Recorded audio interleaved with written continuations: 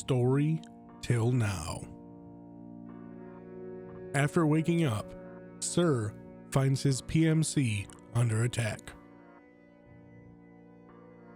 In the aftermath, Sir found one survivor. Emma uses their art skills to clean up an image to find the location of the SI assault team. The players make a move on the location and hear Zero might be there. Jeff scouts and finds a prisoner being held in a building.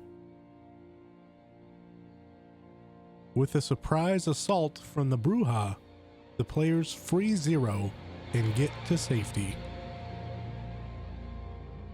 And so, the story continues.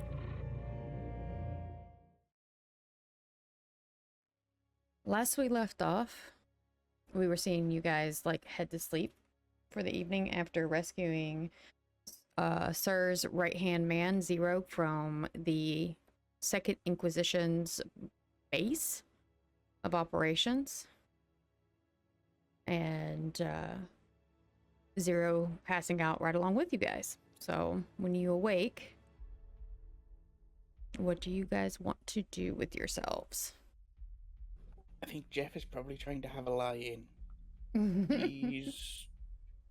It's not possible for a vampire, but he's trying it. Just trying to sleep the day away or night away. A little bit. He's just laying there like, please, just nope, I'm not here. Yeah, just can we have just a quiet day? Like an actual quiet day that doesn't involve deep diving through people's search histories and everything we've been dealing with. Just one. What's the fun in that? On that note, you're going to hear me call from the other room. Hey, Jeff, we got 5 computers we need you to go through. Fuck. Fine. Hey, Jeff, you should have just laid there and pretended the world forgot about you. I was. That was all in my head. All right. So apparently Duncan is up and moving and already in the common area. So, Purple, did you say that to him from your bunk? Yes. You trying to lazy around as well? Oh, yes. Probably on my phone, looking at plants. Wake up, plants. Go to sleep, plants. Alright.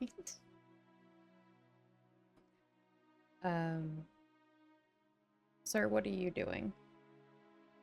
I'm probably gonna wake up, feed, and then check on Zero. Okay. So FYI, if you guys in the future, just so you know, if you guys have no damage to heal and no hunger to restore, you really don't need to eat other than just to quiet the beast down. Okay. Where can I sign up for that in real life? But my Capri Suns. I think at this point it's more of a routine for us.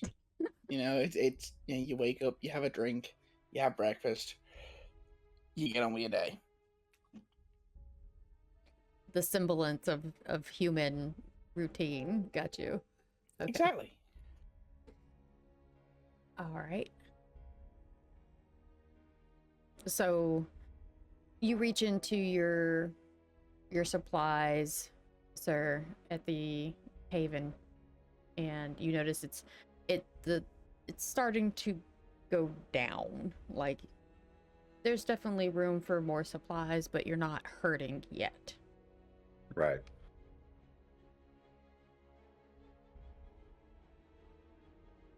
All right. Next time somebody goes up to the fridge or wherever to grab one, it'll have a note saying on it, "No touchy. No, no."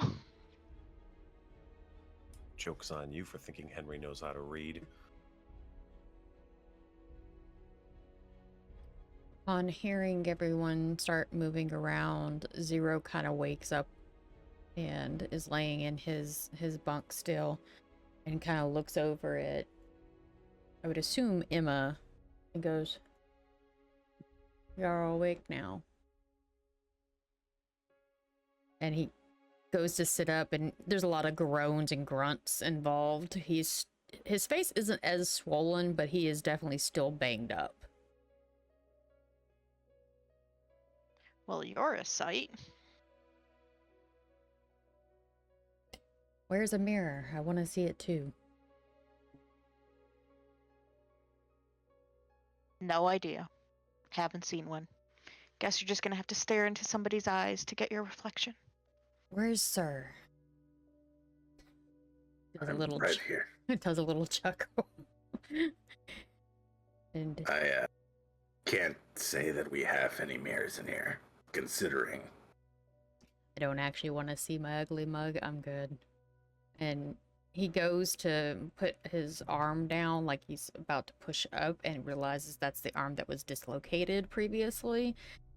Lifts his hand back up, kind of tucks it up against himself, and uses the other hand to lift himself up off of the bunk. Stares at you for a moment. Is there anything I can get you? A new body? And he kind of chuckles again. No, I'm good, sir. I just need to rest. Take your time. We have a meeting to go to, but you're more than welcome to either come with or stay here. I think considering what previously happened, I would be here by myself. I think it would probably be best if I went with you. As you wish. And he just kind of shuffles into the common area and starts looking at the boards and computer screens and things like that.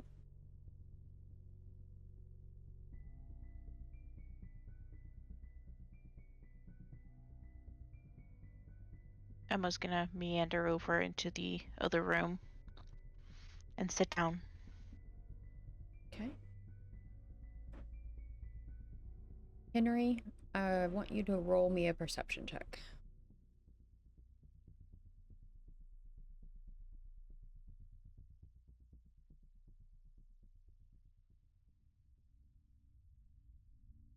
Wits and awareness, right? Yes, sir.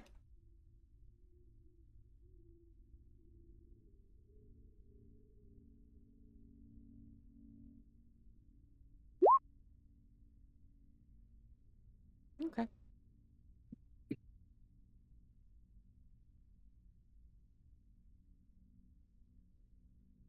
I don't see shit.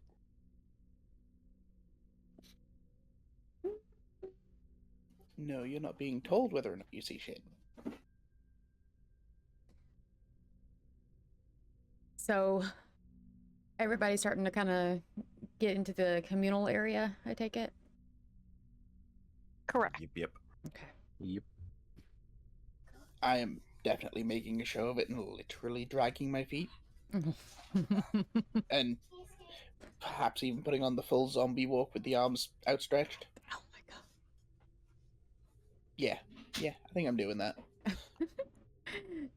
When you get into the common area, you see the laptops that Duncan is referencing to. There is 5 indescript laptops sitting on the table.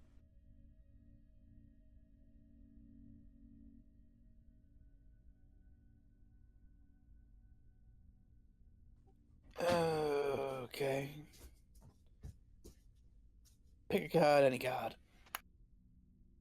I would have put them all out and plugged them all up to make sure that they had power and everything. You So, do. yeah. You do Pick have a enough time card. to do that. Pick a card, any card. Where am I starting? Eeny, meeny, miny, mo. Hey Jeff, you want me to take one? I can take a look at it for you.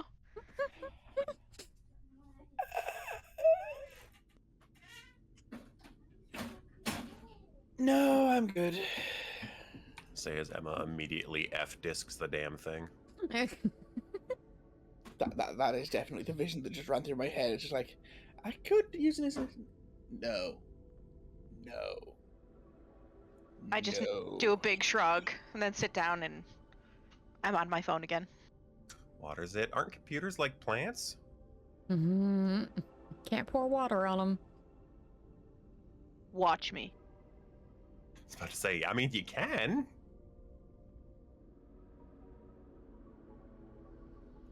You just really shouldn't.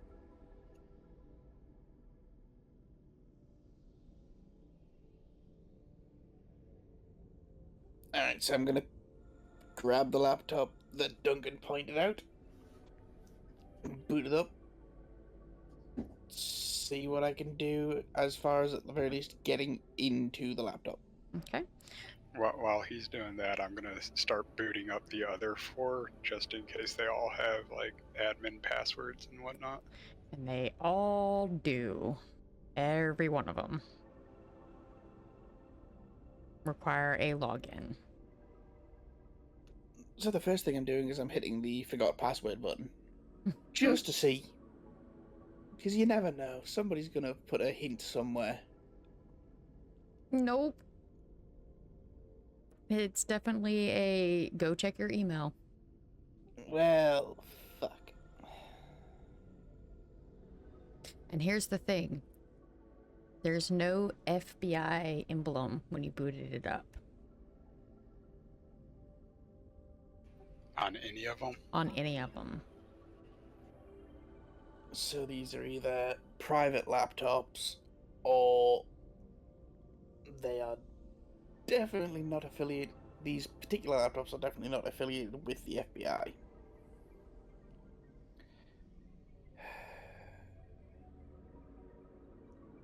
Ah, fuck. What's the user icon look like?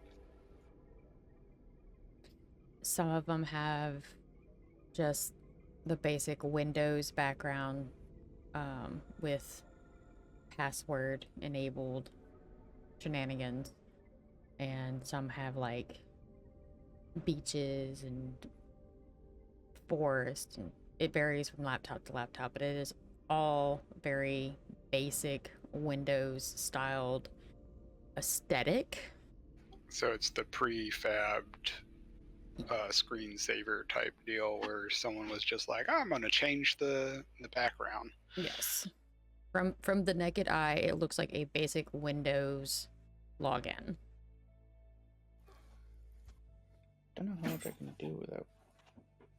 Reboot it, start it in safe mode, see if it'll bypass the password. It'll bypass the password, but whether or not I can actually access anything is another matter. Well, it'll give you a hint as to files and whatnot, and then backdooring things is a little bit easier to an extent.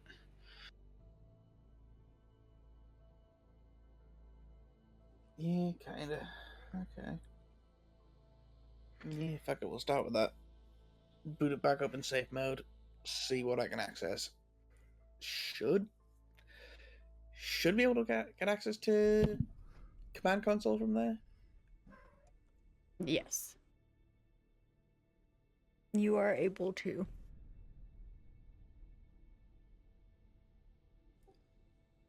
If I've got access to the command console, I should be able to change the password. Okay. I want you to roll me an intelligence and tech.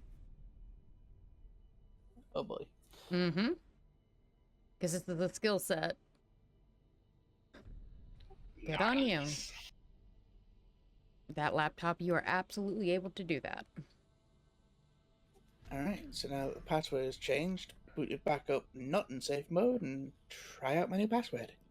Okay. You get in, and it absolutely allows you to see it in the view that a normal user would see it in. This I'm more comfortable with. Okay. I'm gonna just start rummaging through files, looking for any file names or headings that seem important. Okay. So when you initially boot it up, the desktop has a icon very similar to the crest that was on the end of that stake that was in you. You see a couple of folders. You see a game icon. Looks like whoever had this also gamed on the computer. Well, why not? Yes, I'm probably going to start with the folders. I'm going to leave the... I'm not even going to touch the game. And I'm going to leave the crest for last. Okay.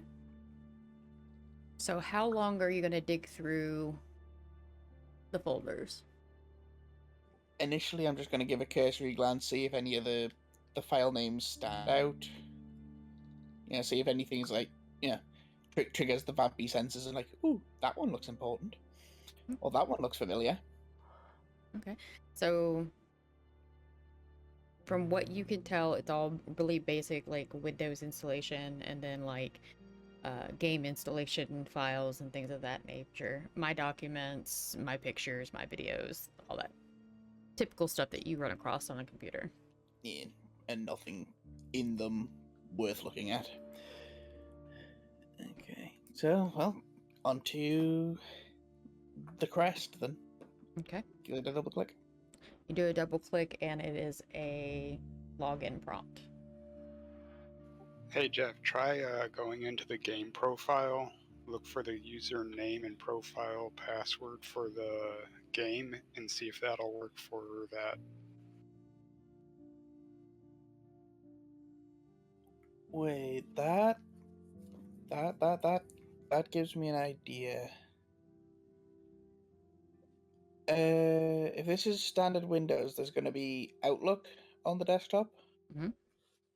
I'm gonna click that, see if it opens up whoever's email is using this, because a lot of people just leave that logged in. Nope. Motherfucker. Whoever it is obviously doesn't like Microsoft email. Well, shit. I mean, you can hook your Outlook up to other emails. Oh yeah, you can, but they haven't. Fuck. I'm gonna follow Duncan's suggestion, and I'm gonna boot up the game, see what that says. Okay. You boot up the game and it is Killing Floor 2. And the username is I Love Rubber Duckies. Really? Okay. Does this have a password hint? Yes. I can't. Does it? It was not a hint, but it has a I forgot my password. Yeah, that'll just send an email, Mm-hmm. which doesn't help. And something tells me that if the crest is anything to do with, official business, he's probably not going, or she is probably not going to have the username I Love Rubber Duckies on that. You could bring up the web browser, see if they have any passwords saved to their web browser, see if they are reoccurring. Yeah, fuck it. All right. You boot up their Microsoft Edge, and it is set up your profile. Okay, so they don't use Edge. Is there any other browser installed? When you go to the start menu and you look through everything, you find that they do indeed have Firefox installed. So that's where I'm going next. Okay. When you boot it up, it goes to its startup screen and you see an S at the top right underneath the closed window, and there's like 12 different red, like not 12 different, but like the little icon showing red 12 at the top. They have a script blocker.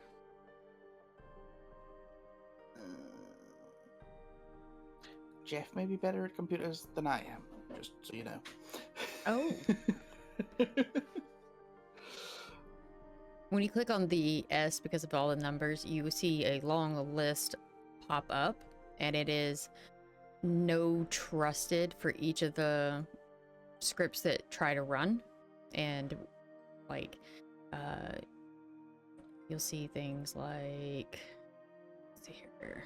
Like if you force it to go to Google, you'll see like google.com and googlestatistics.com, and they're blocked. Like they're actively not being able to be used. So Google, the way you're used to seeing it, doesn't quite look like Google. So this person, Jeff, would assume is probably pretty staunch about making sure not to save passwords and not to allow anything to run on the system without them knowing. Yeah, so this is probably a dead end for me. Maybe not so much for my glasswalker friend, but that's gonna have to wait. Y'all have about an hour and a half before y'all were supposed to be at the Prince's Haven. Alright, well, knowing what I did with this one real quick, I'm gonna do the same with the others. The boot up in safe mode, get into command prompt, change the password, Okay. You do, and then boot them all back up. okay. You do that, and you run into similar issues with each one. Kind of what I figured, that they're basically gonna be not necessarily clones of each other, but basically identical.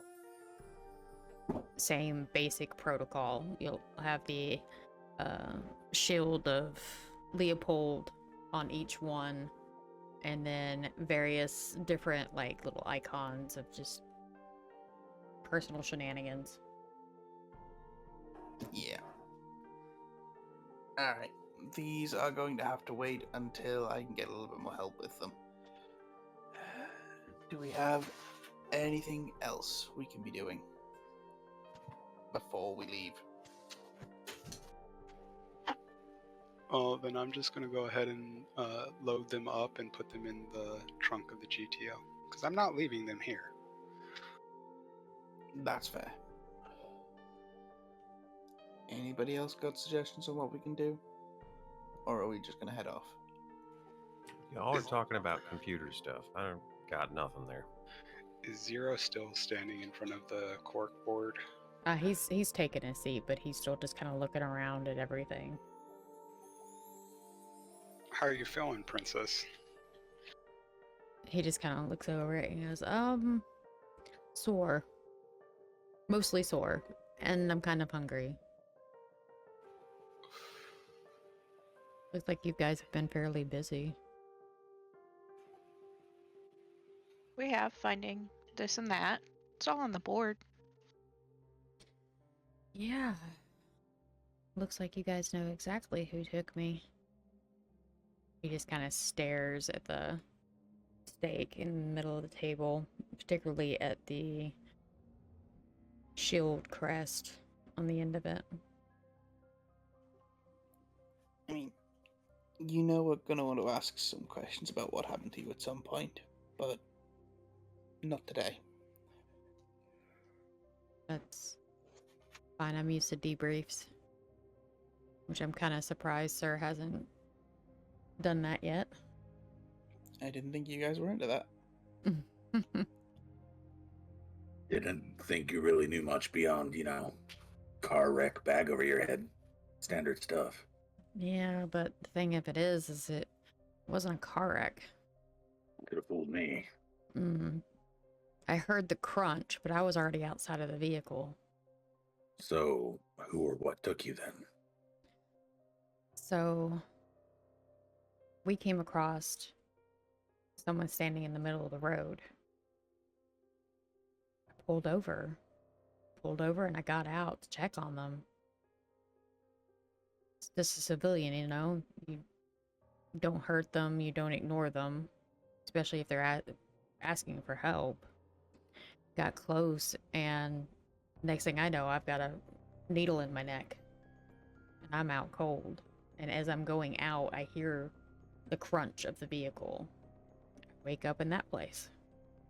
They had to have known I was human.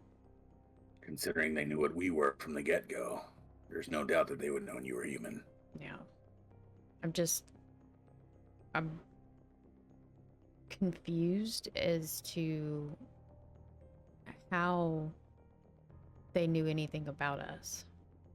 They've been around as long as I have, so A long time. Longer than you think. Still doesn't make any sense how they would know about me specifically to know that I would do that I would get out of the vehicle to help somebody. They may not have known 100%. It might have just been a hunch. Risk versus reward. That makes sense. Exactly, you know, in their eyes, the worst that happens is you run one of their faceless pawns over. Yeah, The best that happens, they bag you. it's true. That makes sense. Still frustrating.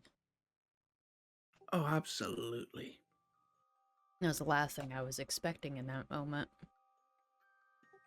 If it makes you feel any better, they got me too. Kind of looks at you. Tilts its head a little bit like, Yeah, in my own fucking home. I'm still pissed about that, by the way. I don't blame you. That doesn't seem like a fun thing to have happen. Mm-hmm. I don't know So if don't know if it translated, but they just cracked my knuckles then. Yes, I heard it. So, how was your foreplay? Because theirs with him just put him to sleep. Well, they put me to sleep too. So, not the best foreplay in the world, obviously. But the foreplay after that was a charmer. So, when I woke up, I was in that basically the same position you guys found me in. And there was a couple of people talking about mission and leeches and things of that nature. Nothing too detailed. It's like when they were around me, they were very vague. And they kept asking me what my real name was, where a Robert was. I had no idea who the hell they were talking about, so that just kind of fell on deaf ears. So I can't give you an answer if I don't know what you're talking about.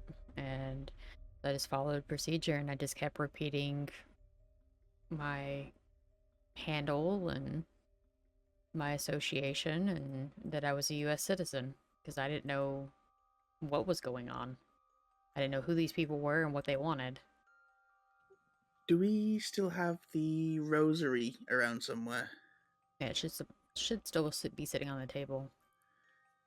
Because that was it that was engraved? Yes. No, hang on. Alistair, did Sir put it back on the table, or was it still in his pocket?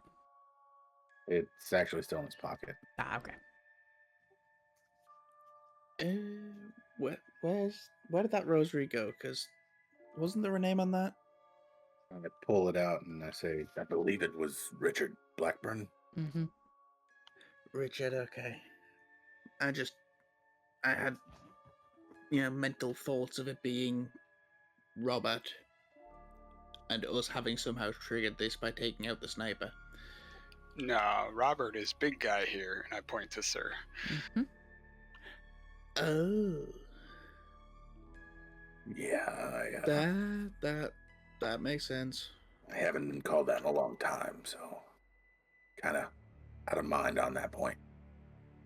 Zero just kind of looks over at you nice and slow like, you motherfucker.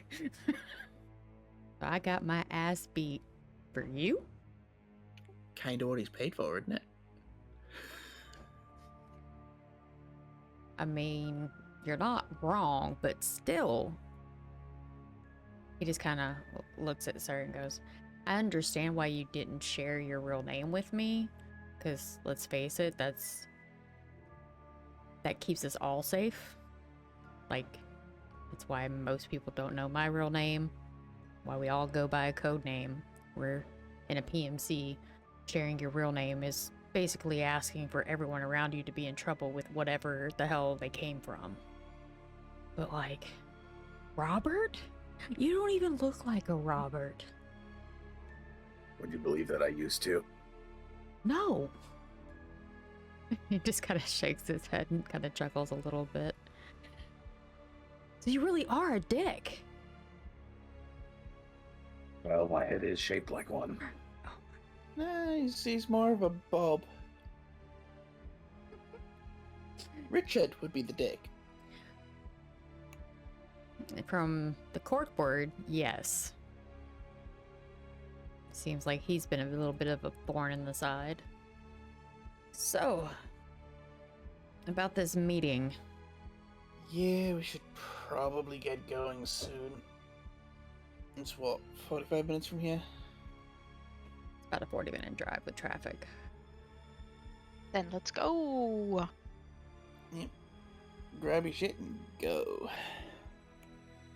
We taking 2 vehicles? At this point, it'd probably be better too. If Zero's coming along and if anybody else is joining us, we're gonna need 2 vehicles. Well, it's just you 6, because the other humans are already at the Princess Haven. Yeah, but more on the way back if people are joining on the... Ah, Yeah. It also would probably be better just in general if anything were to happen to one of us.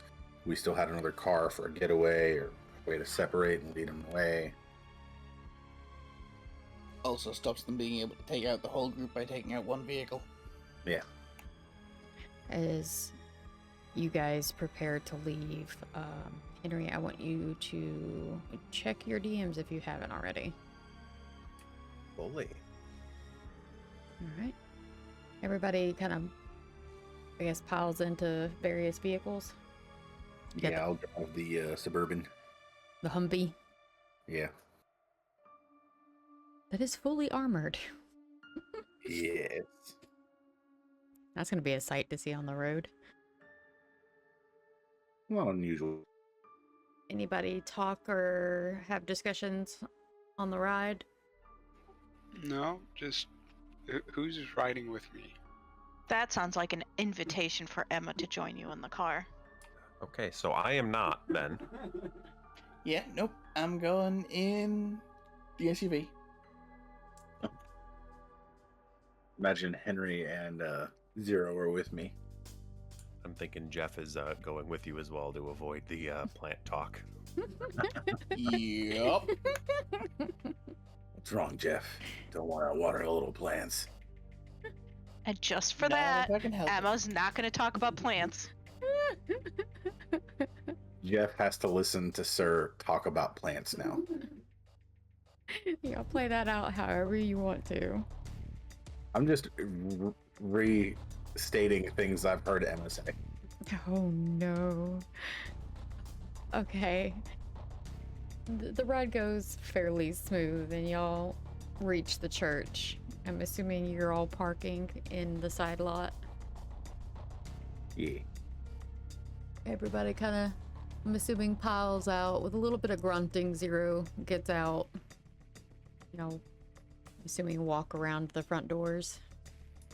Mm-hmm. Get to the front doors, open them as usual, and there stands Sean. This time, standing. No phone out. Roaches are ready. Running around like busy bees in there.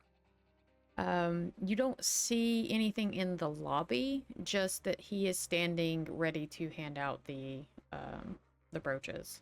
And That was me asking him. Oh, he's like, it's been a busy night, and I was informed very early on to be prepared for multiple guests. Multiple. He greets everybody and with his warm greeting of like, "Hi guys, it's really good to see you. Probably not a good day though. So if each of you will come up, I will give you your brooch to go in. And who is the human?" He's mine. Trusted. Okay. So he motions him toward him. He says, "Okay. I'm going to give you this brooch. You need to wear it the entire time that you are here. Do not remove it. Upon leaving, you must return this back to me." Zero just kind of nods. And then Sean's like, "Do you want me to put it on you? Because it looks like you're not wanting to use that arm, and Zero nods. So Sean delicately places it on his shirt, and then Sean opens the doors for you guys to go in. When Emma passes Sean, she'll just like lean in and whisper to him, "That's his special friend." Sean just kind of like side eyes you, like, okay. And Emma just chuckles and then walks in. Really didn't need to know that. He just kind of chuckles as well. Upon entering the main chamber, you don't actually see anybody. You do see, as you get closer to the back end of the hall, Liz kind of pokes her head out of the left-hand corridor and waves for you guys to come up to that conference room again. Follow. Yep, head back there. Yep. Y'all go up the steps and into the conference room, and you see Seneca and Fox. You also see Una and Leon. You see Enrica and Mortimer Post. You see Erica Frost. You see Bjorn. You see Ada and Henrik.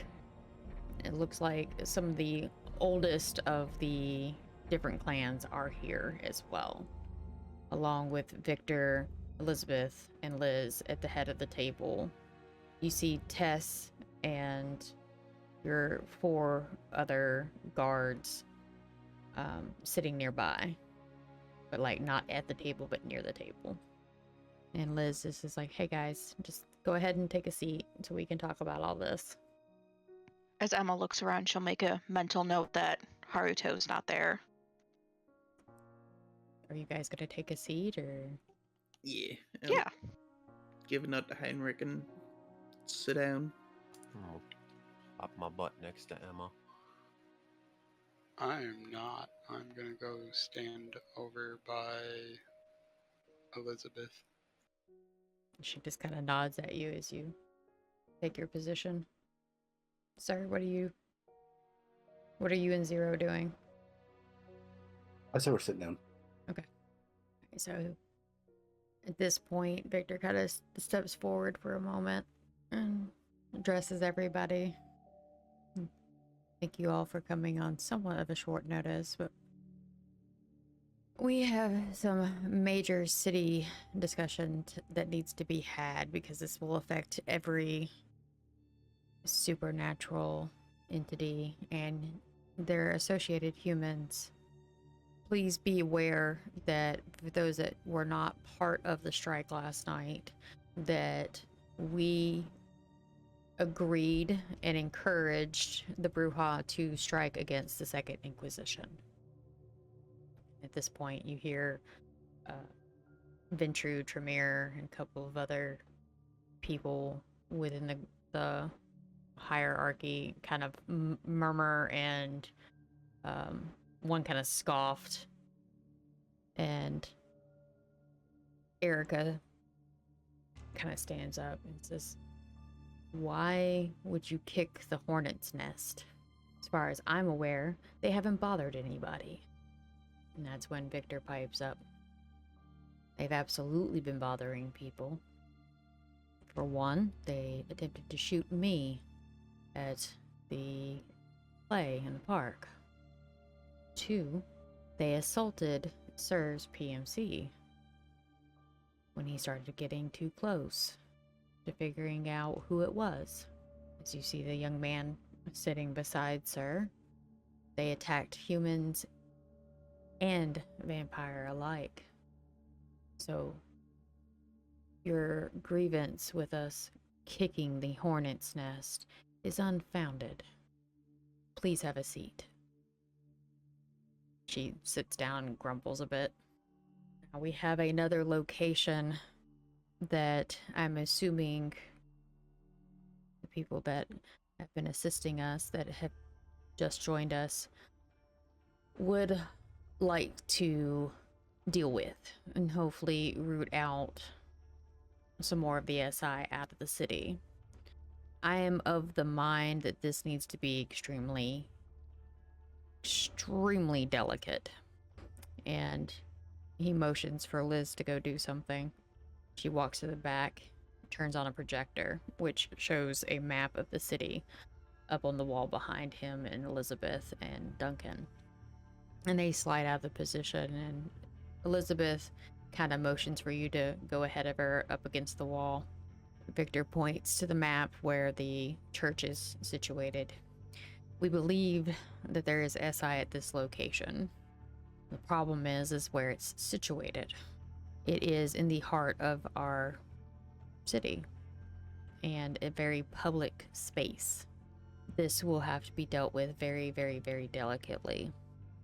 So, at this point, those that are involved in this investigation already, you are free to continue with the investigation, but there is to be no assaults, no open attacks, nothing that can be seen with prying eyes. It is a church. There are people coming in and out of that thing all the time.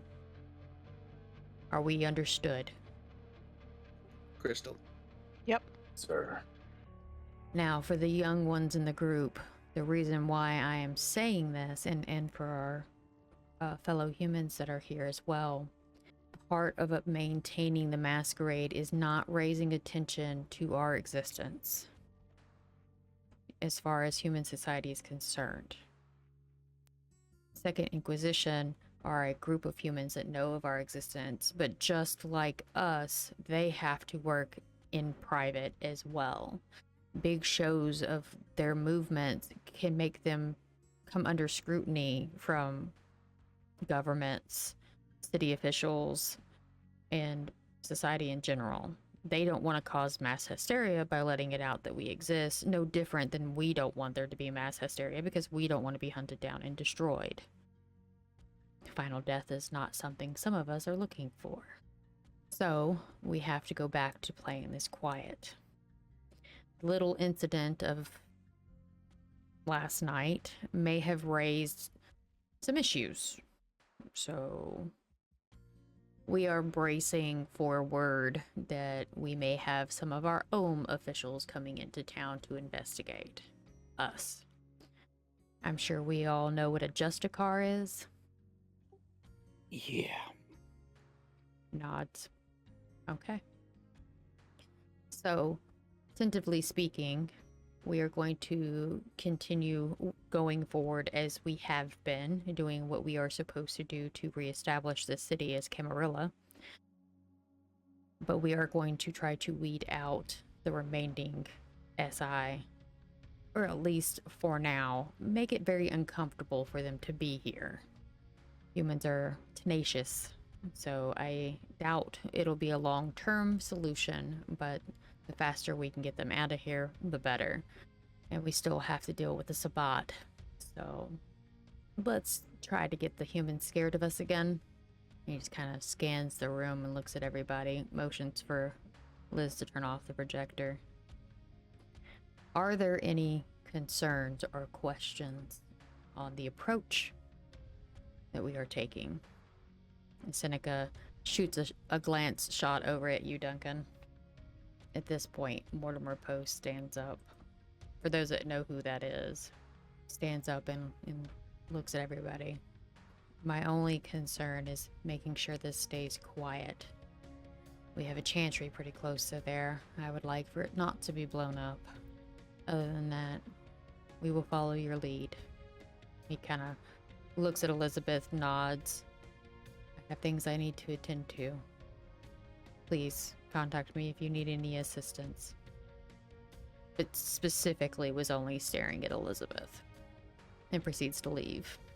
Erica, still scoffing under her breath, also just stands, nods, and leaves. But more of a general nod at everybody. Bjorn stands up as well. And as he walks past Seneca, pats Seneca on the shoulder and leaves. Ada comes over to you, Henry.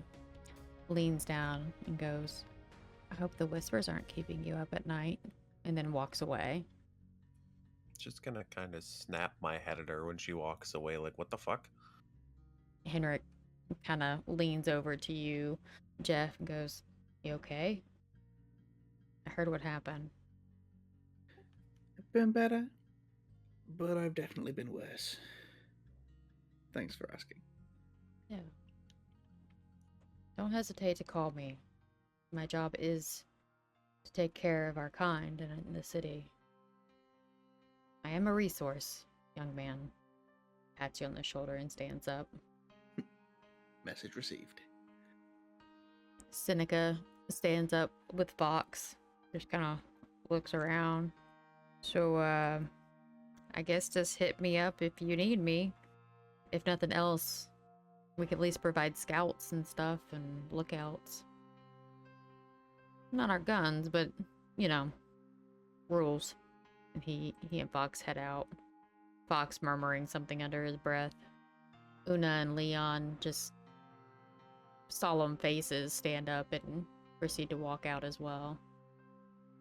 With a small little nod to you, Emma, as she's leaving. I'll nod back. She was definitely not her usual bubbly socialite self. Elizabeth kind of glances over at you, Duncan. How are you holding up? We need to attack them. We need to show them where we stand. She closes her eyes for a moment, looks down, looks back up at you. I understand your desire to weed out this issue quickly and aggressively, but that does not establish stability in the city by doing so. What is one thing that humans tend to cling to more than anything in the world? She kind of looks over at Sir. You should know the answer to this. Their life. Something a little bit more grander than that. Oh, you mean the promises of an afterlife? Something better than this one? Correct. A church getting attacked in a city will raise lots of questions, especially in a city such as Nashville. One of those getting outwardly assaulted, there will be investigations. There will be lots of bureaucracy involved from the human end. Too many people poking their nose into things.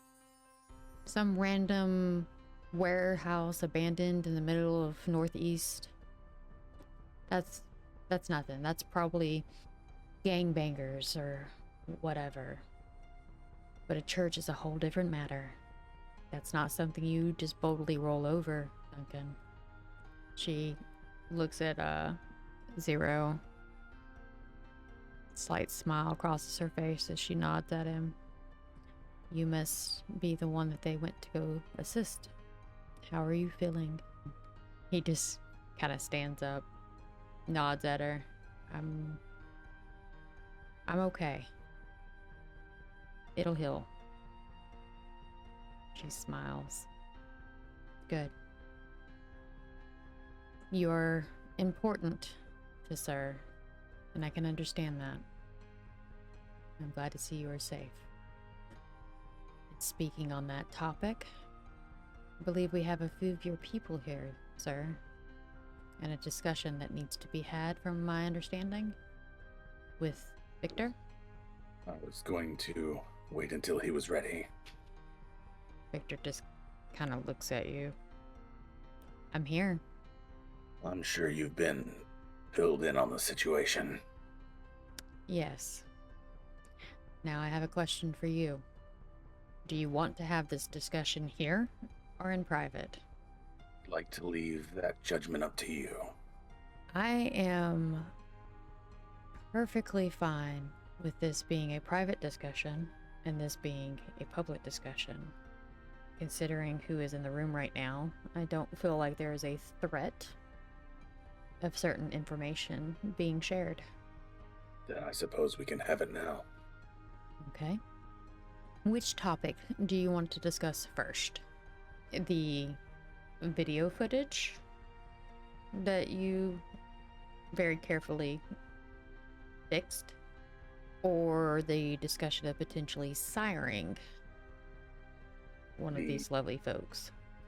The siring first. Okay. Now, when you say you want to sire one of these individuals, do they know what you are? What you really are? Out of game, I don't know if they would or not. Out of game, they wouldn't.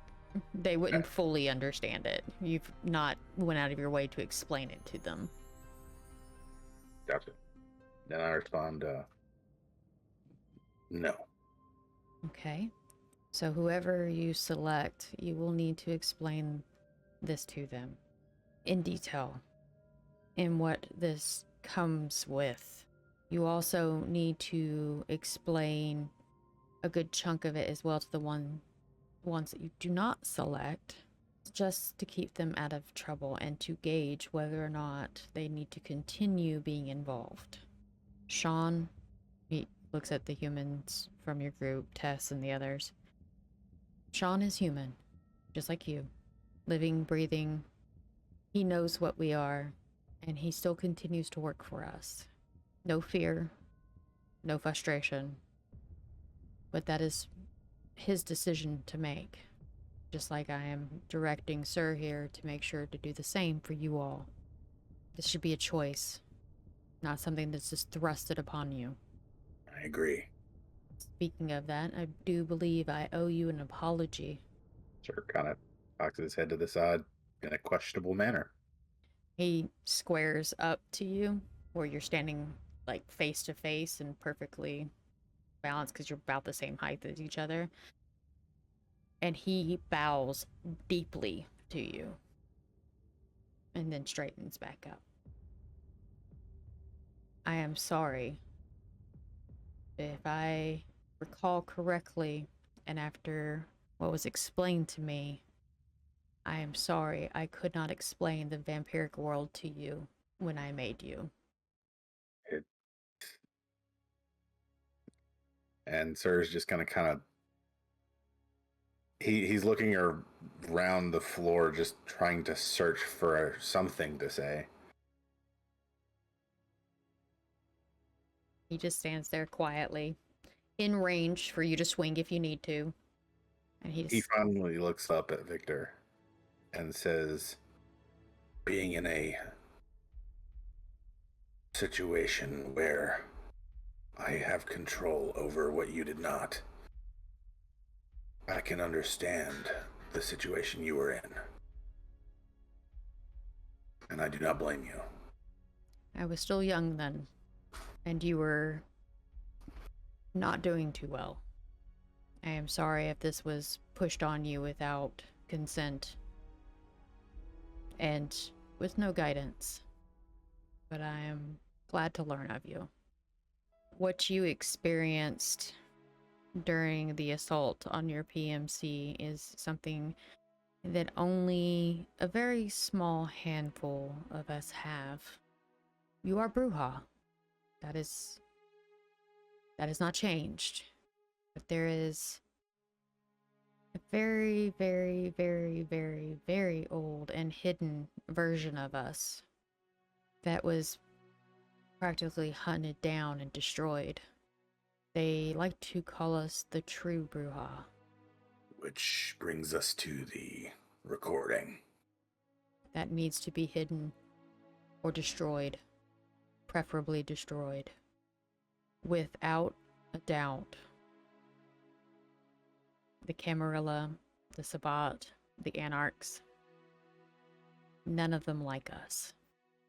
We exist, challenge the status quo on how Bruja are seen in the pecking order.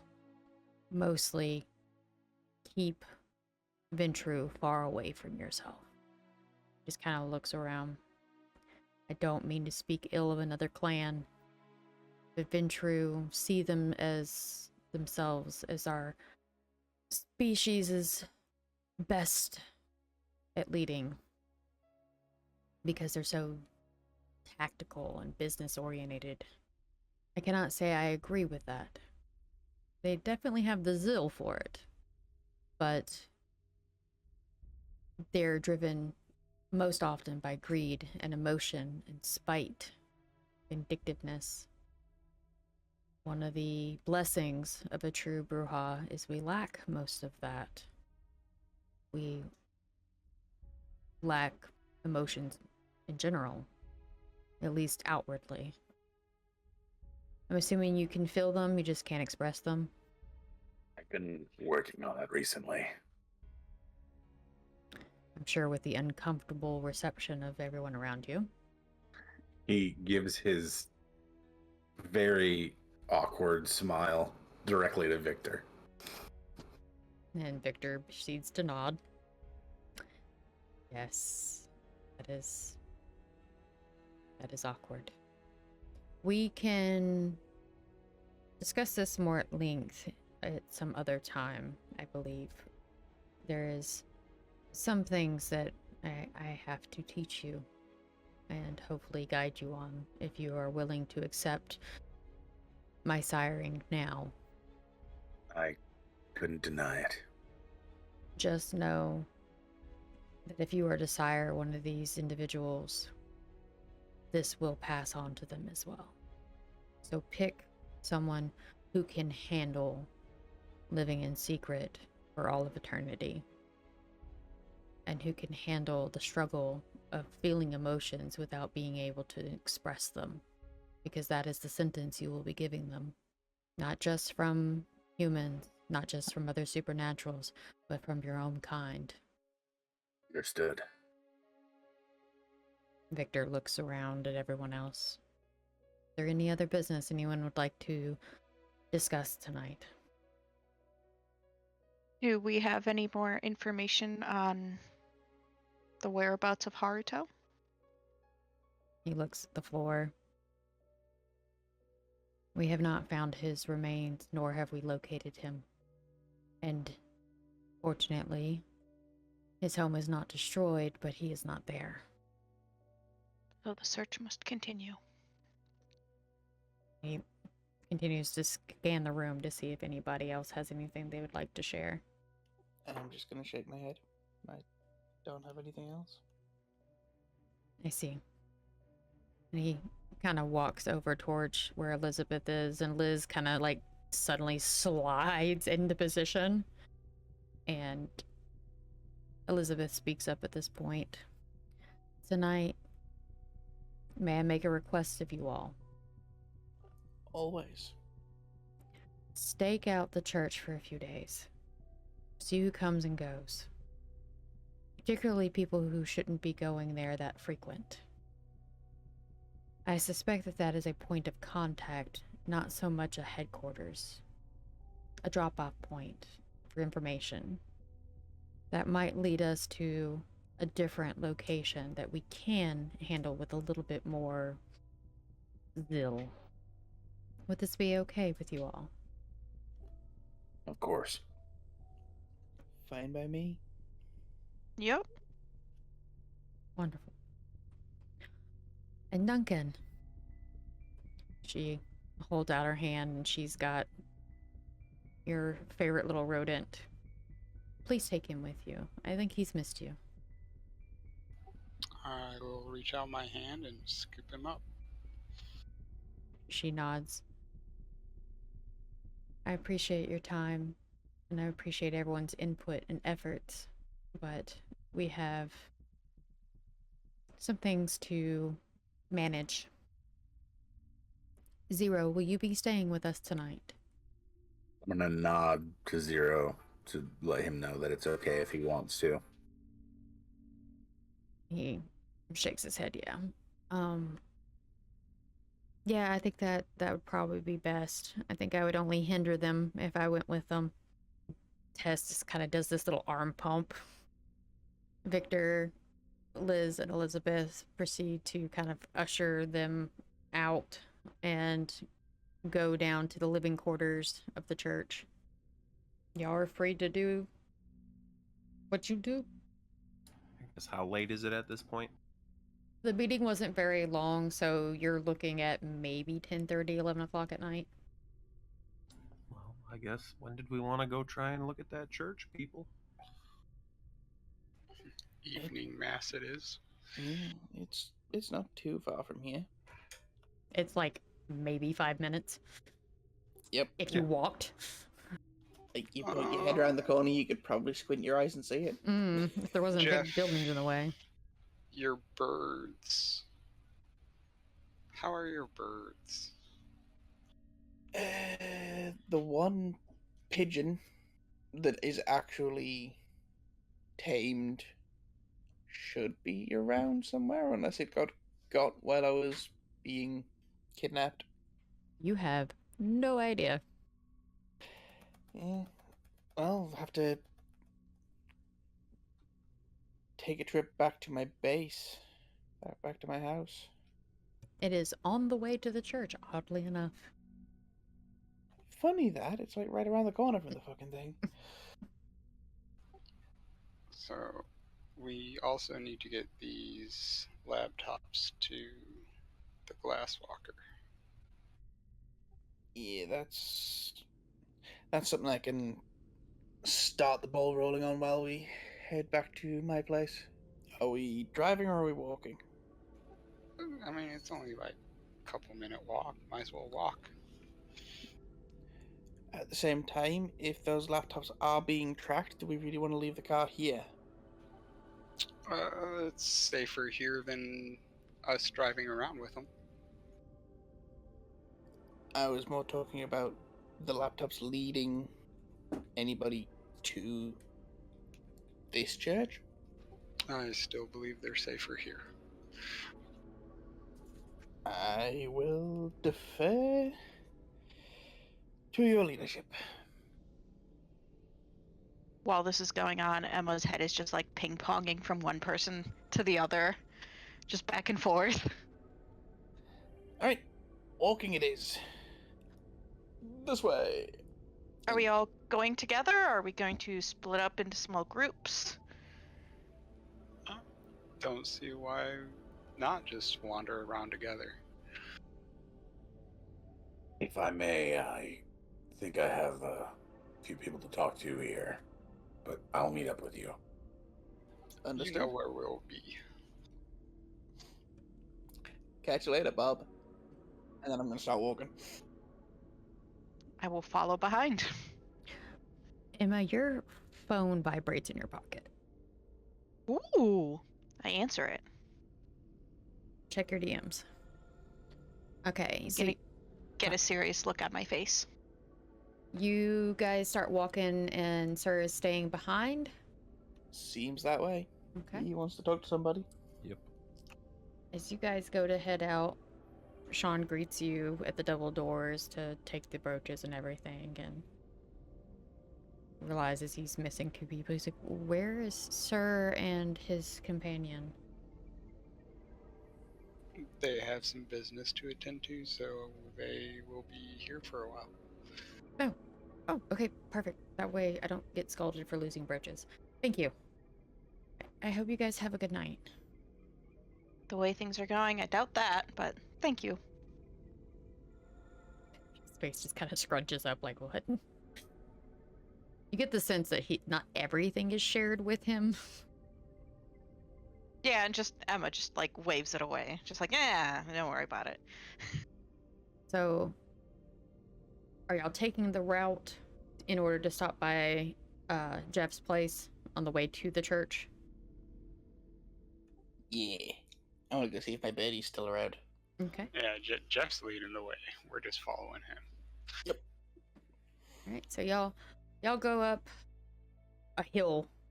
Thank God you guys don't breathe. And along the road, there's people walking the sidewalk. People shift out of the way. Of course, y'all don't run into them, and cars are driving by, and you feel the air is a little bit colder, a little bit crisper on your skin. And you take the time to notice, you see that some of the little trees that are planted in planters along the sidewalk, the leaves have started to kind of yellow. You turn the bin and you see people getting dropped off and at the escape room doorway. Some people coming out laughing and being like, "Oh, I wish I could have done that," or "Oh, we should have been faster." They are now at the front entrance of the escape room. Seeing people actually enjoying the escape room still puts a bit of a smile on my face. And I'm going to head around the back so as to not disturb my employees and head up the other way. So the back entrance is an emergency fire entrance. So you can't actually get in from the outside on that side. Ah, fuck yeah. I forgot about that. Well, never mind then. I'm just going to go straight through the front desk. Okay. As you go to pass through, of course, your manager waves at you and goes, your mail is right there on the desk. It's good to see you. Grab the mail and thank you very much. It has been a very hectic few days. I apologize for not letting you know where I was. And I'm a head on through.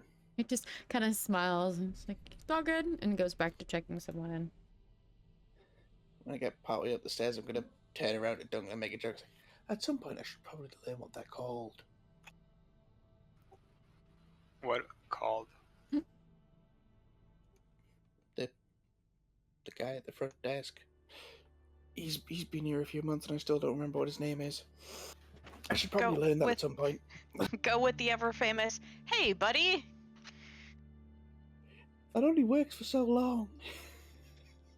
Works every time. Social cues and behaviors from the most awkward woman ever. Hey, shut up. It works. As long as I'm not trying to get them digits. Emma, with all due respect, it works every time for you because usually you're talking to plants. Plants are nicer than you. That I won't disagree with. I'm just going to carry on upstairs. You get upstairs and open the door up to the roof, and you see your pigeon coops. They're fine. Well, that's a relief. That was a lot of blood I spent making this guy. Okay. I'm gonna take a brief cursory glance around my apartment, see if anything was taken, because I never actually got to come back and have a look. You head back down the stairs, and as you're heading down the second flight of steps into the basement where your apartment is situated, a group of players are passing by you the other directions, being like, "Oh, dude, that fucking chain on that refrigerator. If only that lock worked right." Hold on, which chain? So the escape room that's in the basement shared with where your apartment's situated, it's the typical one that you use to feed from because it is a zombie apocalypse one. So it tends to attract your feeding type. Yep. There's a refrigerator that when you successfully figure out the combination to, the logging chain lock is supposed to come undone and the chain falls free, so you can open the refrigerator and go through the refrigerator to the next portion of the game. That is the lock they are referencing to. Gotcha. Let me go take a look at it. I'm assuming if they've just come out, then the room will be empty currently. Yeah, there is a attendant that is supposed to take care of that room that is down there at their desk at the moment. Hey, just coming past and heard a couple of complaints about the logging chain not working right. Any chance we can take a look at it? They look up at you. Oh, really? Why didn't they say anything to me? I don't know. I literally heard it as I went past them, so maybe they just didn't want to report something. Yeah, they didn't feel like complaining about it. Like officially. I'll check it out. They did seem to struggle with that particular spot, but the cameras, I can't see if they got the combination right because it's kind of a small lock, and if they're body blocking, I can't see anything. Okay, I'll go check it out. Thank you. Thank you very much. I mean, there's always a possibility that they just failed. but Yeah. worth having a look. Absolutely. Thank you. And he goes inside the makeshift like shack door that you guys facade that y'all put up on that wall. Carry on down into my room. You push open the fake door and you're in your living space of your room. The Mel is still laying on the floor where you had dropped it. I should probably take care of that at some point. Not today! And I'm just going to kick it under my table.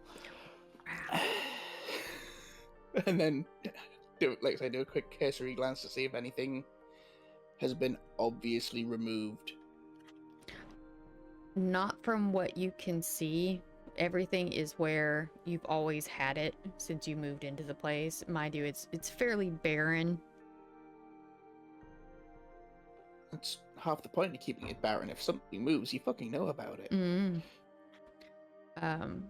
It doesn't look like their intent was anything that you had, just you. Was kind of my thought, but if anything was missing, it would be nice to know what it was, but if nothing's missing, everything's fine. Is everyone piling into this little bitty room? If they feel like it. If they can fit. No. Yeah, nah. I'm not following Jeff. He's rude. Henry, roll me a perception check. Okay. Maybe I see something. You see Jeff kick the mail under the desk as the door is closing. But you also notice that your skin is a bit colder inside than it was outside. So it's colder in than out? For you. For me. Like much colder? Or just like slight? Like if you were a human, like a warm-blooded human, it would send a chill down your back. Gotcha. Alright. And the human attendant that was dealing with the escape room stuff is wearing like just a pair of pants and a short sleeve shirt. Interesting. I don't think I'm gonna say anything about it just yet, but it is gonna put me a little bit more on guard. Mhm. Just because something don't feel right. What now, folks? Well, having confirmed that my room is pretty much as I unintentionally left it, I'm gonna head back out and go and head towards my birds again. Okay. When you all reach the roof, if you all go up there, what do you do? I'm trying to think, from here, can I see the church from the roof of here? No, unfortunately, there is a fairly tall building that is blocking the line of sight. Yeah, it's kind of what I thought. You are in downtown Nashville, so. Yep. And your escape room is kind of situated kind of in the middle of a city block.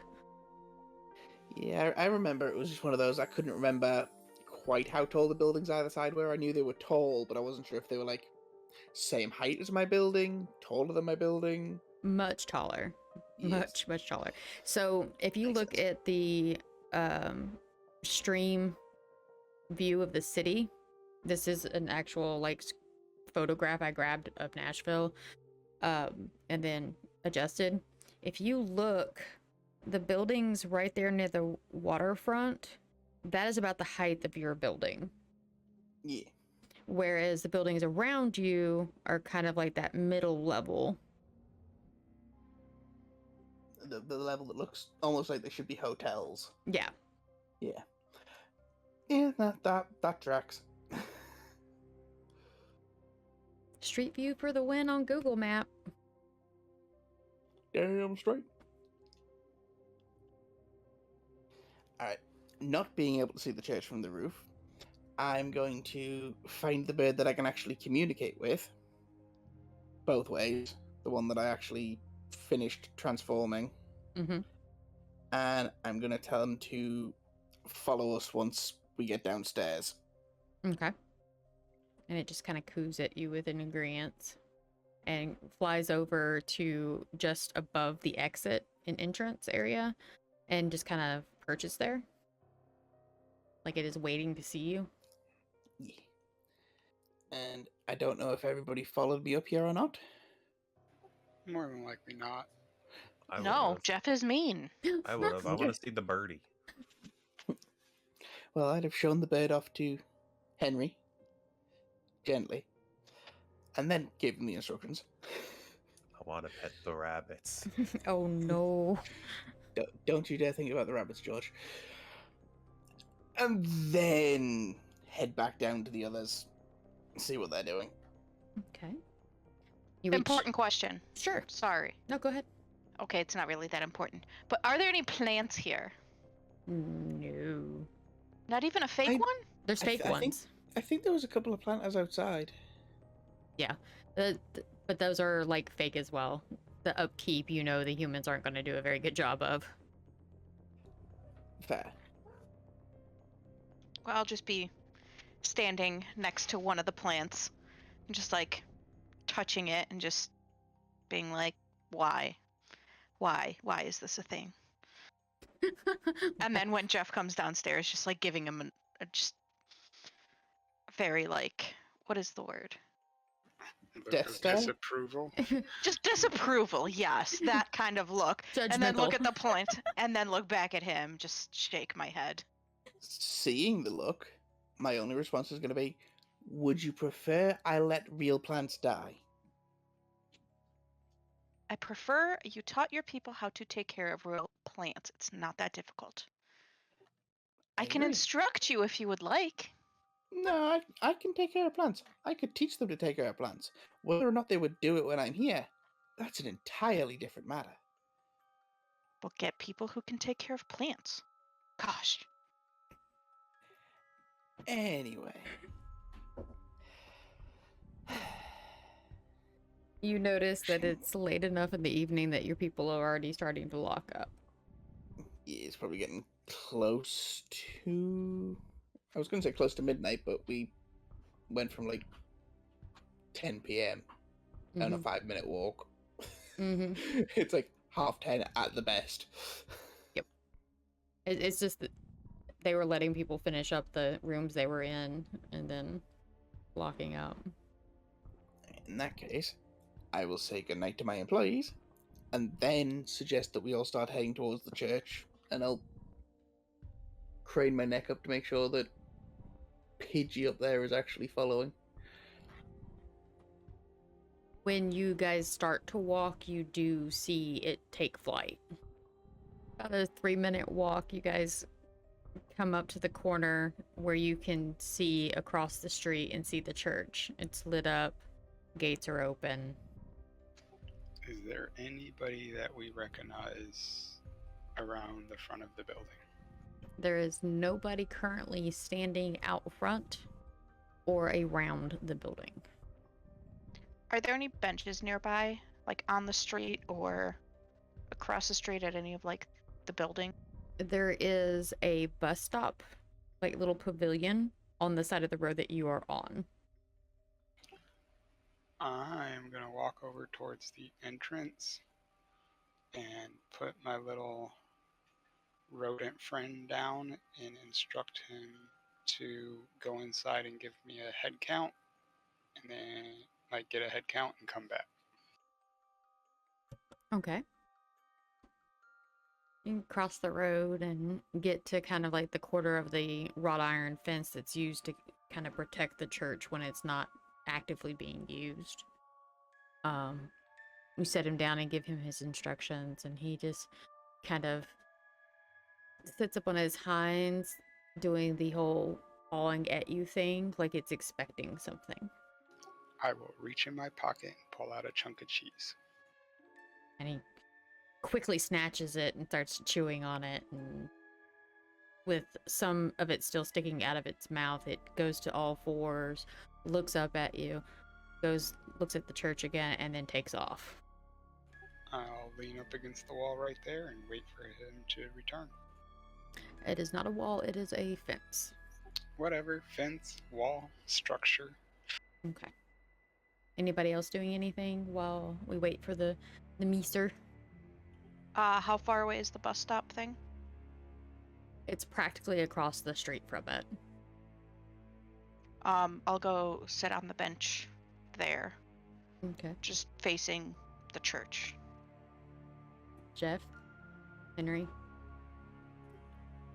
I'm probably gonna sit out across the street and call by pigeon over to me. I'm likely going to follow Emma because two giants standing up by the gates of the church is probably a little suspicious. just a lot. All right. So, are you gonna try to sit on the little bench? No, I'm just going to like stand next to the bus stop. Okay. Jeff, your pigeon comes down to you. I'm assuming it hasn't been fed in a couple of days, so probably gonna prick the finger and just kind of hang my hand down beside me. Okay. And it nibbles with its beak to get what you're offering it. So, at some point, I'm going to need you to take a look around that church. You okay with that? And it kind of cocks its head like it's confused. Don't need to do much, just fly in at some point when the doors are open. See what's going on. And it coos. Good pigeon. Pet his head. It flies away back home. From what you understand of it, it is time for sleep for it. So it is going to most likely do the task you asked for during the day.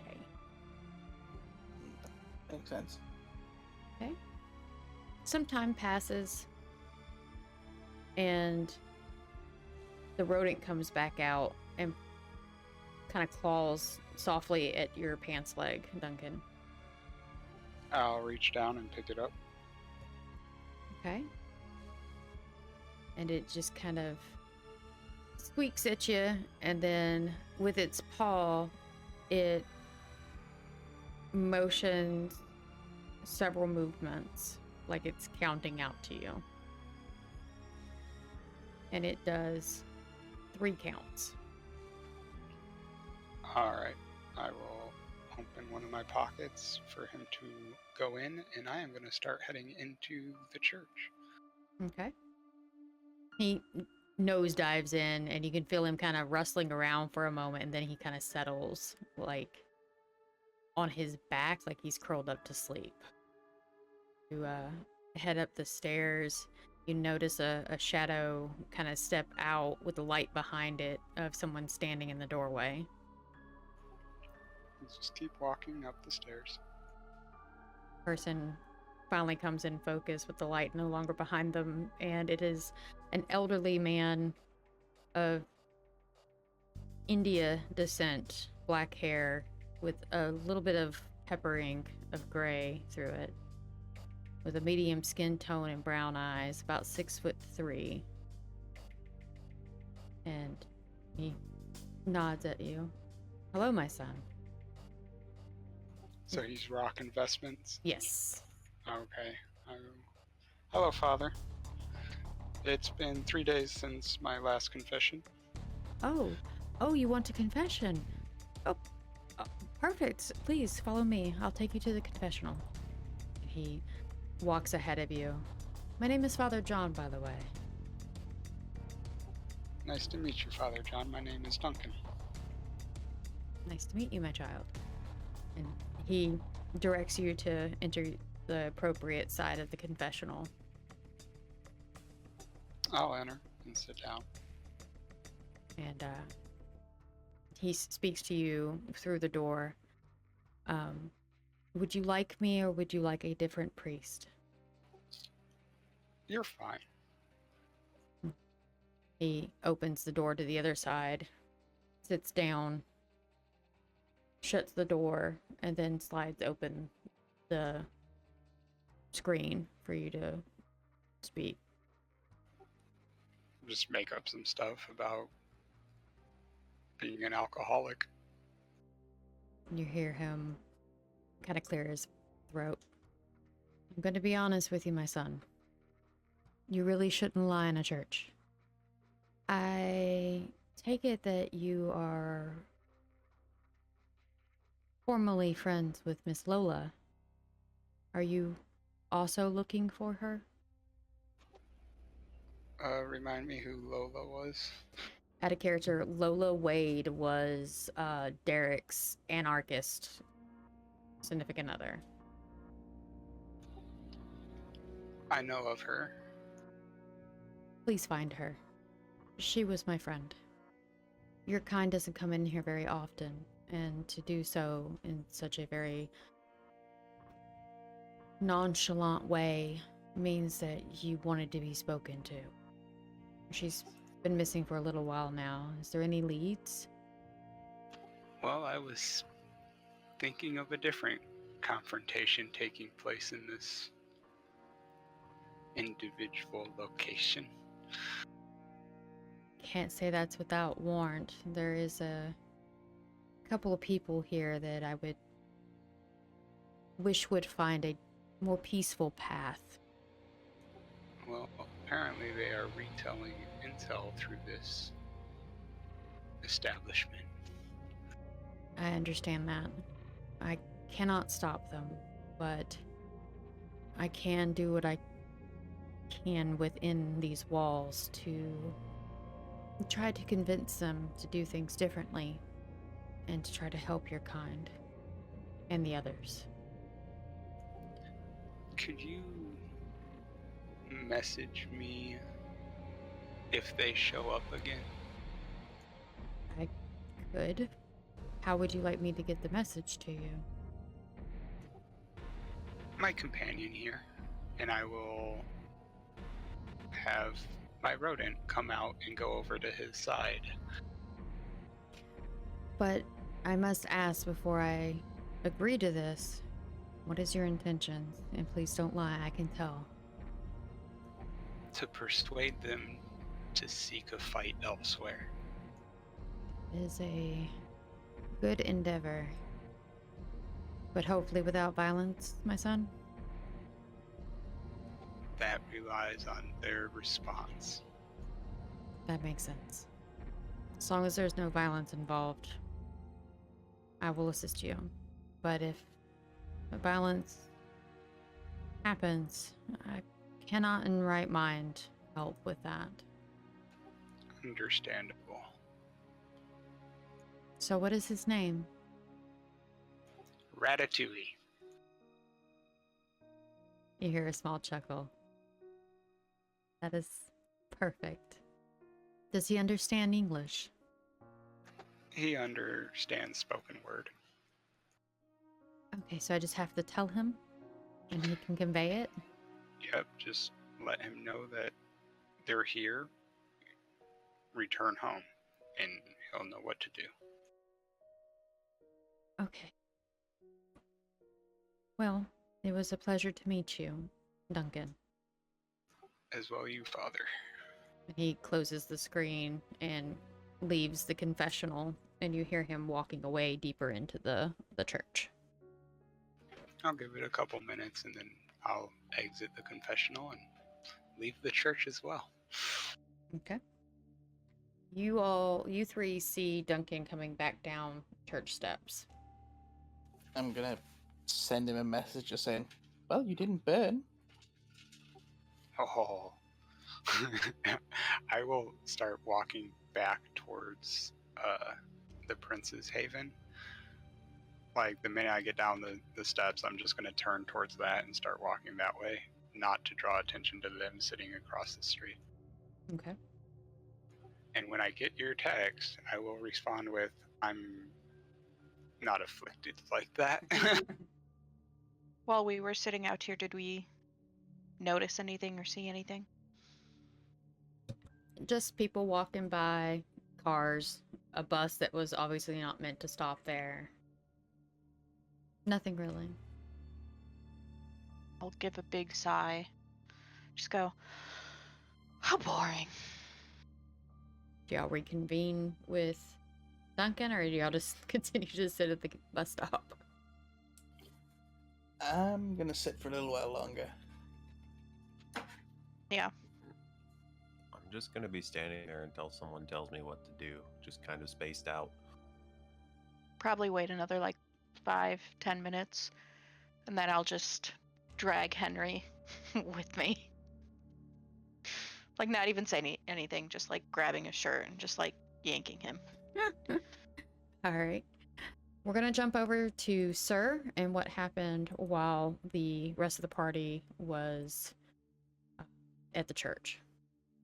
So as everyone else is leaving, Sir, you come down the steps and watch them as they go out.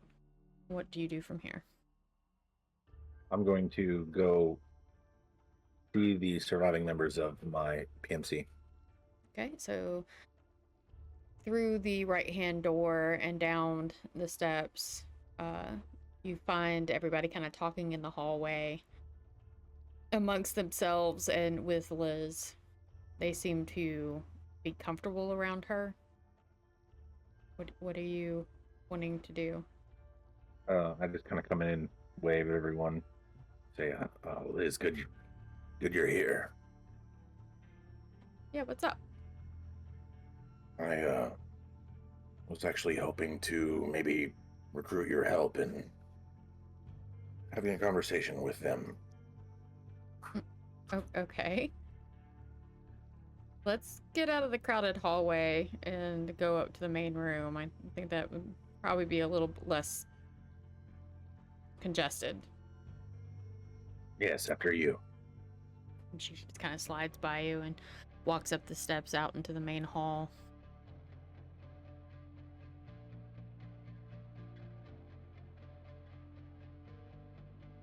Turns to look at you all as you come out of the hallway and whatnot. Everyone's just kind of standing there staring at you. I was hoping that you could convey some more emotion than I could.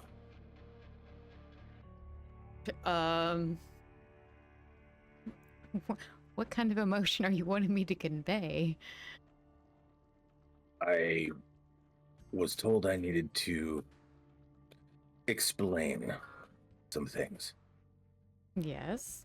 Like what you are, what you really are, and what all that entails.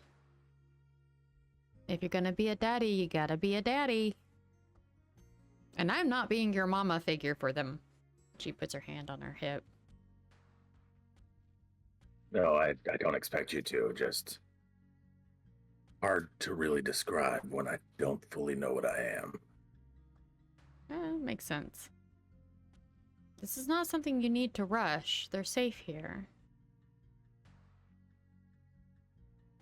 Tess just kind of looks at the others, looks at Zero, kind of just like, ooh. And then looks at you, Sir, and goes, I don't really understand completely, but, like, I feel like there's not a need to rush. I mean, Miss Liz here definitely is letting us feel pretty at ease here. Letting us rest. Letting us process what happened. I do believe that is wise, but I do owe you an explanation and an apology. Okay. I apologize for the tragic incident. It was directly related to me. A couple of your personnel just kind of look at the floor. One of them seems to be processing, but another one seems to be somewhat angry. kind of glaring at you. And then Tess speaks up. I feel like doing the job that we do, that there was a chance of that happening anywhere we went in the world. Whether it was you or because we're there, because we're military, private military, but military nonetheless. It's kind of a risk with the job regardless. The one that seems to be angry kind of softens their expression a little bit. Zero just kind of nodding, like, eyes kind of wide, like, It is, but the apology comes from the fact that there are horrors in the world that you were not expecting to face. Takes a deep breath. I understand that. I know that a good chunk of the PMC was only up at night. There was a chunk of the PMC that we had to have extra blood bags in our medical shipments in order to take care of. Statistically, that many people having the need for constant transfusions is near impossible.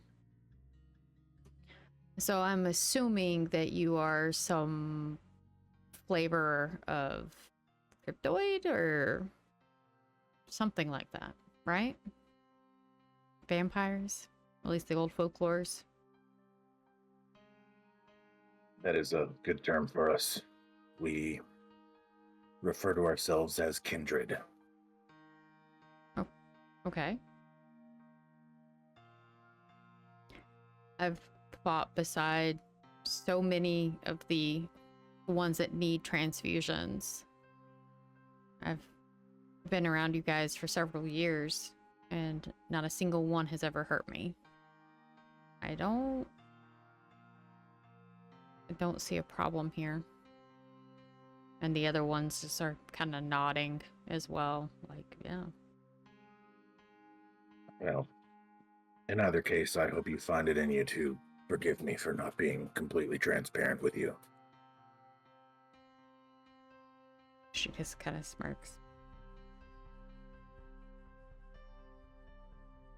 Zero just kind of looks at you and goes, I've known you a while, man.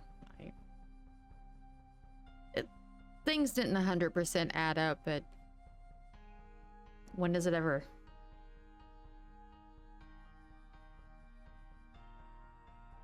I guess you're right, but I hope for more of a sustained win than such a loss. But it's now time to look forward, and based on your reactions, I feel it might be time to ask you what you feel you want to do. When you say two, which ones are you addressing? I'm addressing them all, but I'm mainly focusing on Tess and Zero. Zero, not so much. I know he kind of knows and is going to stand by me no matter what. From the mechanic perspective, you will not be able to turn Zero. If you turn him, you will lose one of your touchstones, which will incur a stain. Right, which is why I said I wasn't really aiming that at him. It was more a general question of like, what is everyone's kind of goal from here? What do they want? Not necessarily do they want to be turned. Okay. Thank you for clarifying. Zero just kind of goes, well, I mean, once I've healed, I would like to help you, if that matters. Whether it's reestablishing the PMC or moving on to something else. That means a lot, and I would want nothing more. Tess sheepishly looks down at her hands as she's kind of playing with her fingernails. I think I think I would like to continue to go where you guys go. If that's okay, if you'll have me. Do you understand what that might entail? Not fully. But as Miss Liz said here, things will get explained more in detail depending on my decision. And I'm okay with that. I don't really have anything else. The other 4 humans, they're standing there nodding. One finally speaks up. I'd rather stay human if that's okay with you, but I'm okay with continuing to help you by guarding you guys when you sleep. That's okay. And the other 3 begin to shake their head just as fervently as they can without making it seem like they're bobbleheads. I don't know what to say, but thank you. Tess speaks up again. You've never done wrong by us as our leader and as the head of the PMC. You've never intentionally put us in harm's way without us knowing what the risks were ahead of time. You're good. I don't think any of us would know what to do if we weren't involved in this or rejoin the military. So I can't say I'd much blame you, but I think we'll leave it at that now, and at a later time we'll discuss what it means for you going forward. All of you. okay. Liz just kind of slides up beside you and kind of elbows you. I think it might be a good idea to take Zero to the hospital. Would you be okay if I escort him, me and Sean? There'd be no one I trust more. Okay. I think he's got some internal damage that needs to be addressed. I would have had him seen to by now, but PMC and all. That's okay. I'll tell them that he saved me from a attack or something. Whatever. Like, I'm a little kid in their eyes, so they'll believe me. You always were a pretty good actress. Hey, shush. Anyway, we'll talk to you later. Tess, she calls the other 4 out by their name. You guys can go on back to your rooms and rest. It's late for you guys, so I'm sure you're ready to get some sleep. Come on, Zero. Me, you, and Sean are gonna go to the hospital. Zero just kind of looks at you and nods, and he begins to follow her out. I nod back at him and kind of smile. What do you want to do now? I guess go try and meet up with them outside the church. Okay. So that was really, really brief. As you head out, you see like Zero and Liz and Sean walking the opposite direction of you. As you go up the road, you notice you don't see them there at all on the road ahead of you, and you feel the chill and slight dampness of the air as you're walking up the road. And you come up to the escape room that Jeff owns, and you see some lights on inside and people leaving, but you don't see them. I'm just going to carry on to the church then. Okay. Turn the corner where the church is located. You see lights on, and nobody is outside. Some cars are passing by. Normal humans are walking the road, like up and down. I guess I'll just kind of find a spot to stake out. Okay. You notice a 24-hour Dunkin' Donuts across the road.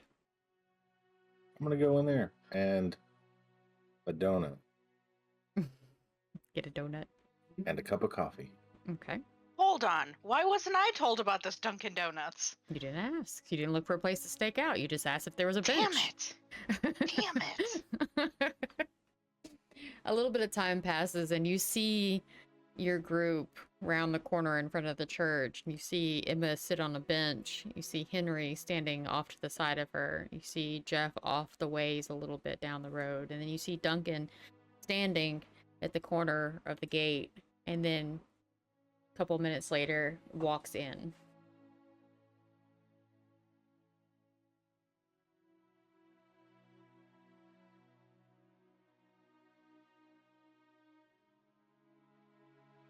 And then a few minutes pass, maybe about 5-6 minutes, and then Duncan comes back out of the church down the steps, turns immediately on the same side of the road, and proceeds to walk towards the escape room again. A few minutes later, Jeff walks, and then eventually Emma gets off the bench and grabs Henry's shirt and yanks on him, and they proceed to walk away as well.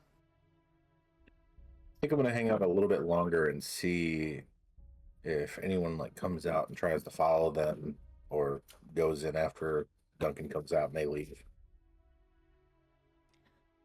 Some time passes and you see a priest standing, comes out of the front door and just kind of stands at the top of the steps.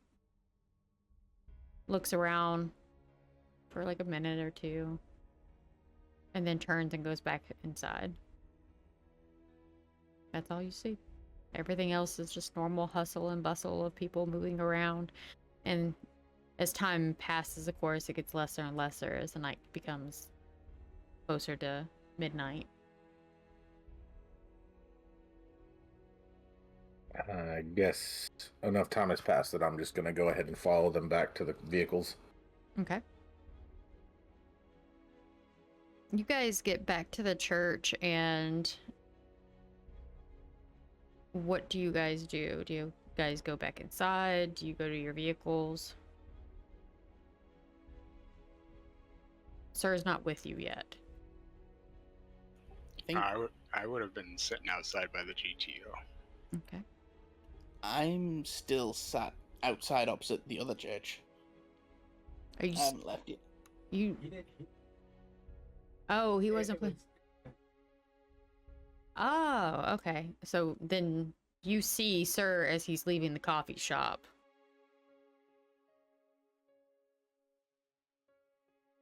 I'll probably give him a couple of minutes and then follow after him, provided there's nobody following him. Nope. It's like one long chain of, okay, you go. Anybody following you? No. Okay, you go. Anybody following you? Yeah, but you No. didn't even realize he was over there. Well, yeah, no. I was staying to watch if anybody followed Emma and Henry. Mm. And then Sir left. I was like, oh, okay, well, I'll wait a bit longer then. Okay. So Duncan's at the GTO. The next to show up at the church is Henry and Emma. What do you guys do? Emma's just gonna look to see who's there and just walk up to them. Be like, all right, what did we find out? So it appears that the father, what was it, John or George or whatever, he's actually a sympathizer for us. Oh. Did he seem sincere? Yeah. He actually asked about Lola and if we found her yet, which implies that she is still alive, and for some odd reason, he knows this.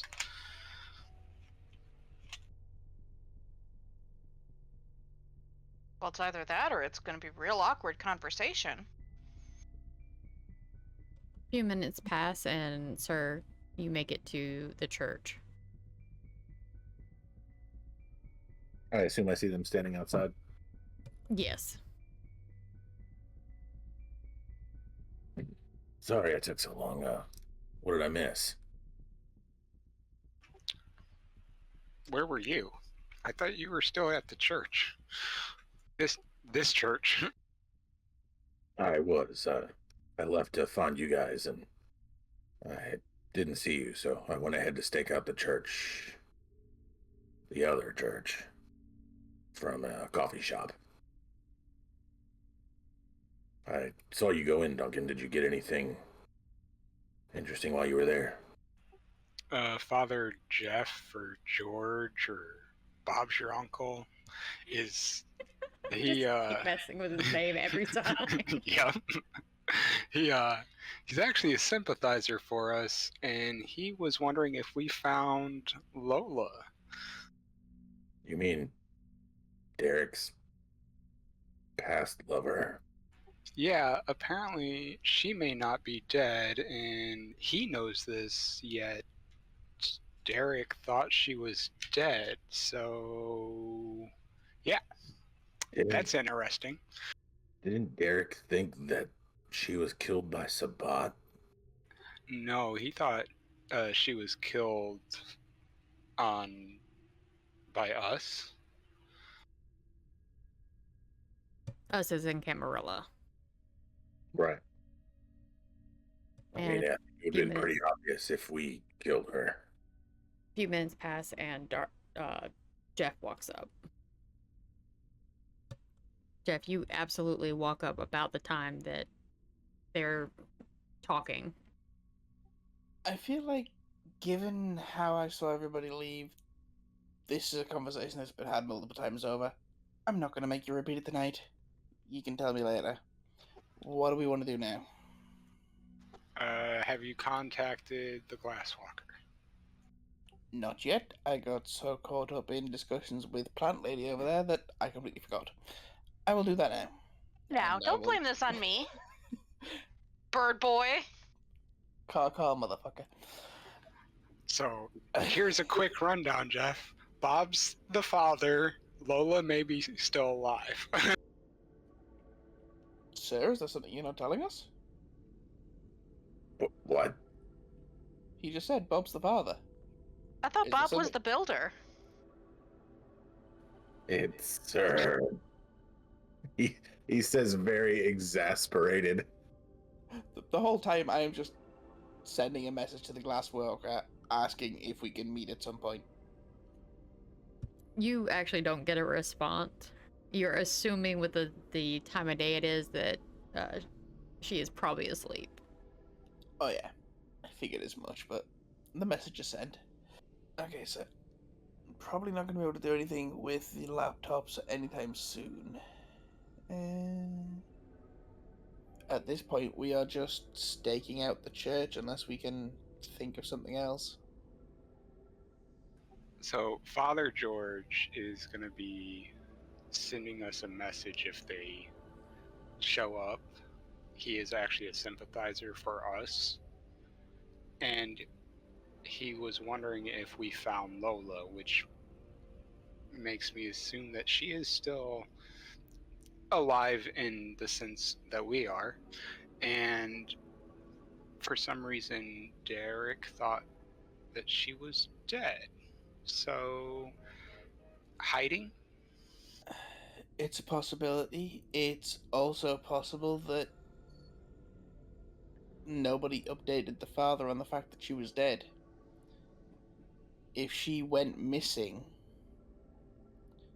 and he was asked to maybe help out with that in some way, then Derek finds her dead, or thinks he's found her dead, and then we show up. What are the connotations here that this Father John knew Lola and that Lola was with Derek? Could she have not been, I don't know, maybe part of SI? Well, she was kindred, was she not? She was Anarch. I don't feel like SI would use Kindred, would they? Maybe not purposefully. Fair. Who do we know that knew Derek well enough that might know where Lola is? Is that a question for me, or are you asking the group? Yes. Okay. Be more concise, please.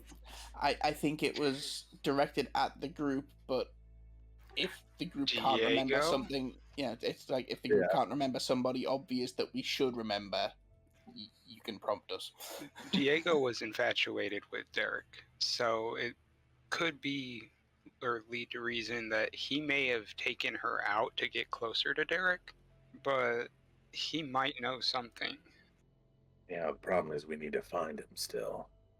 And as soon as I see him, I'm gonna rip his head off. Well, just make sure he can still talk. Just start with the kneecaps. Fine, I guess. Just think of it as pruning. One finger at a time. Got it. That's the spirit. That's what she said. No, she did not. The first time Sir's ever tried to tell a joke. Y'all gonna beat around ideals in the church parking lot at midnight? What else is there to do at midnight? Let's go to the hookah bar. That's probably closed. Listen here, it's we been open already- every other time we've been there. We already had one misheard word today. We don't need to talk about hookers. Oh, that kind of bar. Okay, so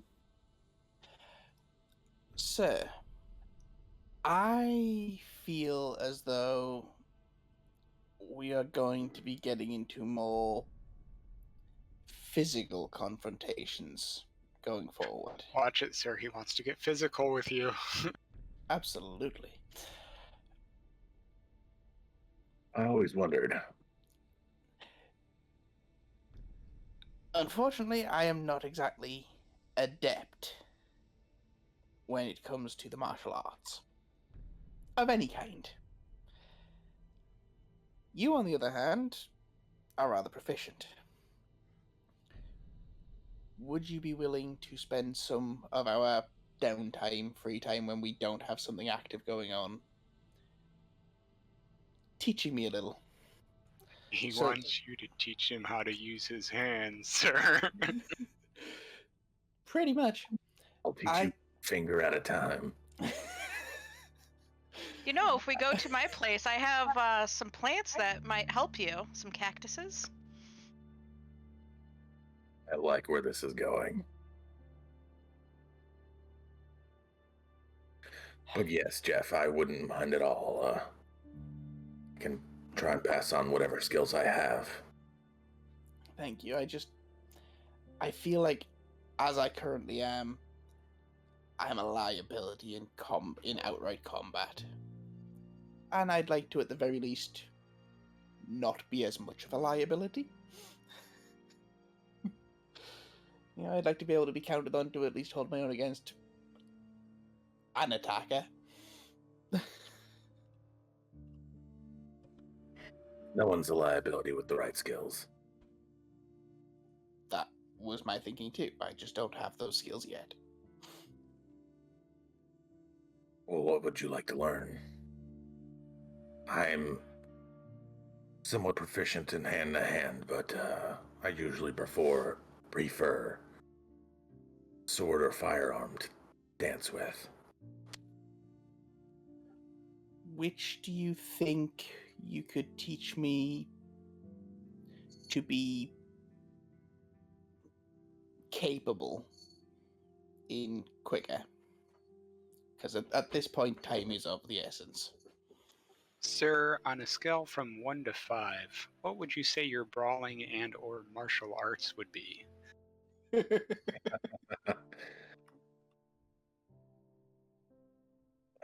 Probably a 2.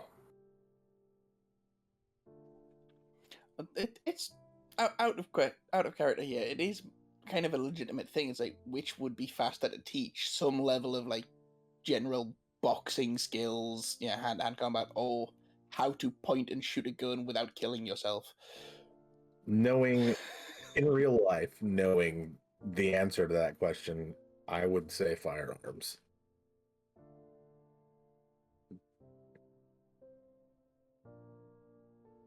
So that's probably the route we should take, because, like I said, time is of the essence. Yes, I believe I still have some things back at base that we can train you with.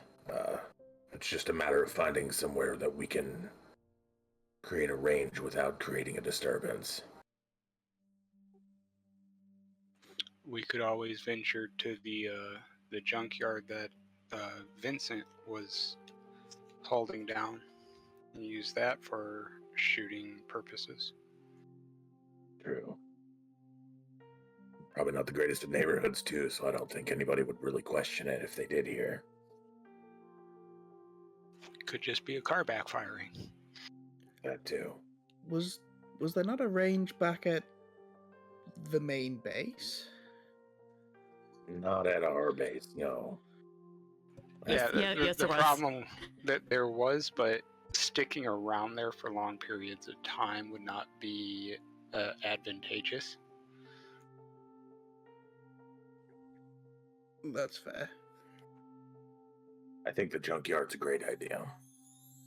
Well, we could take a couple of hours tonight to go scope it out, see if we can set something up, not necessarily get started actually training, but just see if we can set up something usable for later use.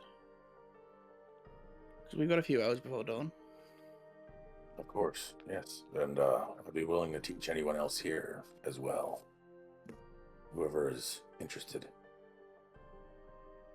Sounds like a useful skill.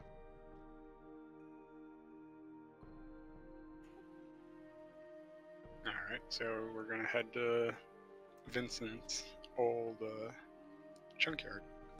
Okay.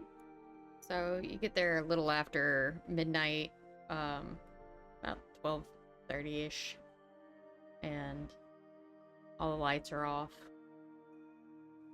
Alright, should we take a look around, see if there's anywhere out of the way?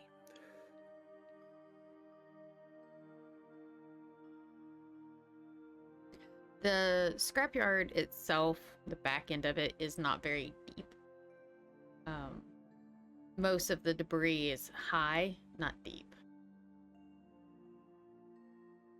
There is the main gate alleyway to enter into the back area, and then it is a small loop, very similar to the scrapyard that you guys were just in the night before. Upon entering into the building, it's in the same state that y'all had entered it in previously. Tables overturned, thick layer of dust. Only where people had walked previously, there is now a layer of dust as well. Distinctly different thickness, but it does not appear that anyone has been here since the last time you all had visited. Or at the very least, since someone had fetched Vince's ashes. Going through that building, you find that there's not much other than potentially using the downstairs hall that was for card games and such.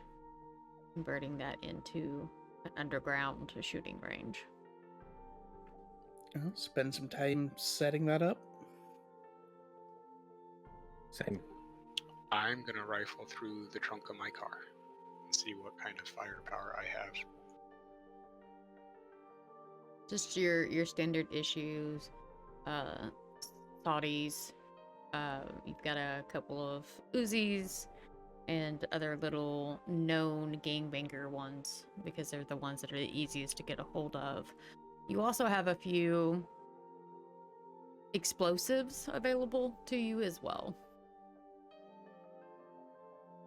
Yeah, I don't care about the explosives. We're doing firearm training. So I'm gonna grab the guns and I'm gonna bring them in. Okay. Emma's just watching the whole thing with wide eyes, watching what everyone's doing. Y'all, I'll be honest, I am definitely trying to set up something via a YouTube video. Like, I've definitely got my phone out watching how to set up a gun range. And I'm following it to the letter as much as I can. beer cans, old bottles, oil cans from the backyard. Shit stacked up behind it so the bullets don't go anywhere you don't want them to. Mm-hmm. You gotta create the berm first. You gotta know that your bullet's not gonna travel through. Well, if we're underground, if we're in like the basement of the building, should technically have a fairly thick berm called the earth, but doesn't hurt to put like a couple of tables up against the wall or something, just to be on the safe side. True. Concrete can create shrapnel. Y'all could easily use the thick blankets that Ben apparently had been using to sleep as just kind of a drape over the concrete, so when the bullet impact occurs, it doesn't send it flying. So what do you think? Hour and a half to set up something Yeah. functional? About the time you guys get it to somewhat of a functional position, you get maybe 20 minutes, 30 minutes worth of instruction before you all feel the urge starting to hit that you need to lay down. All right, here's what you're gonna do, Dark. You're gonna put this pistol in your hand and you're gonna hold it sideways like a gangbanger. Just kidding. What you actually want to do is brace with both hands and keep your thumbs together. And then the bottom of your exhale before you breathe in again is when you want to slowly squeeze the trigger. Not pull, squeeze. Great advice, but what do I do if I don't breathe? You can still breathe. I can, doesn't mean I do. I guess I'm used to training more of another kind. If anything, that's a little bit more advantageous that you don't have to breathe. Less tremble. Emma's gonna sigh, roll her eyes, and go, ugh, bird boy. Waiting for someone to call her out and make her get up and shoot. I was half tempted to make a comment about just spinning around with the gun in hand. Yeah, flag everybody, but nah. Again, he's watching YouTube videos at the same time, so he gets some level of gun safety. Keep your booger flanker off the bang switch. Exactly.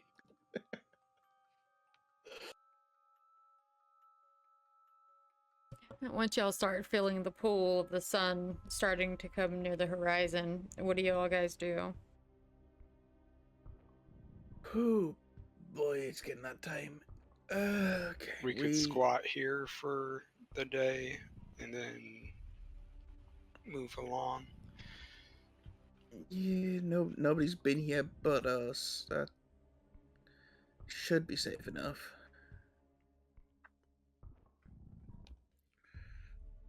Henry, I want you to roll a perception check. That's it, run away. You died. Yeah, pretty much. Hang on a second. I apparently had gotten logged out of Roll20. Ooh, it's not good. So don't worry about it. Again. It was 4 10s. He saw everything up until the future. He knows all of your future plans. Now would be the time to tell him. So I need you to actually take a point of damage. Okie dokie. At this point, I'll message it to you. React to that however you wish. Well, while y'all are doing your fun gun stuff, you're just gonna see Henry clasp his hands over his ears and kind of like bend over a little. Nothing said, nothing happening. Just a fucking ow. You okay there, big guy? It's a loud noise. I mean, guns can be loud. You're right. Oh God, you're gonna make him develop a fear of guns.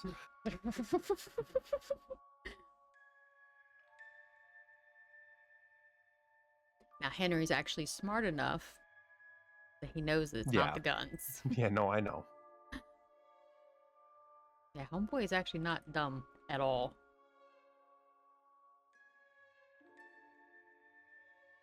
But if you pretend to be, nobody asks you about anything or for things.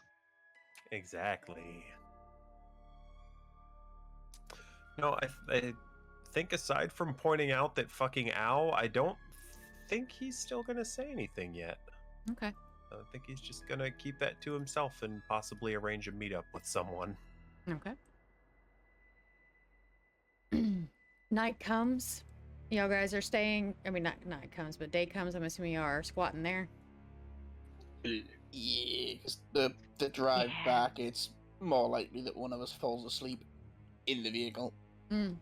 And then we all die. It would Well, be. provided it's not the driver, we should be okay. It would be the I youngest drive. of you that would fall asleep first. I vote Jeff. I think, would the youngest be Emma?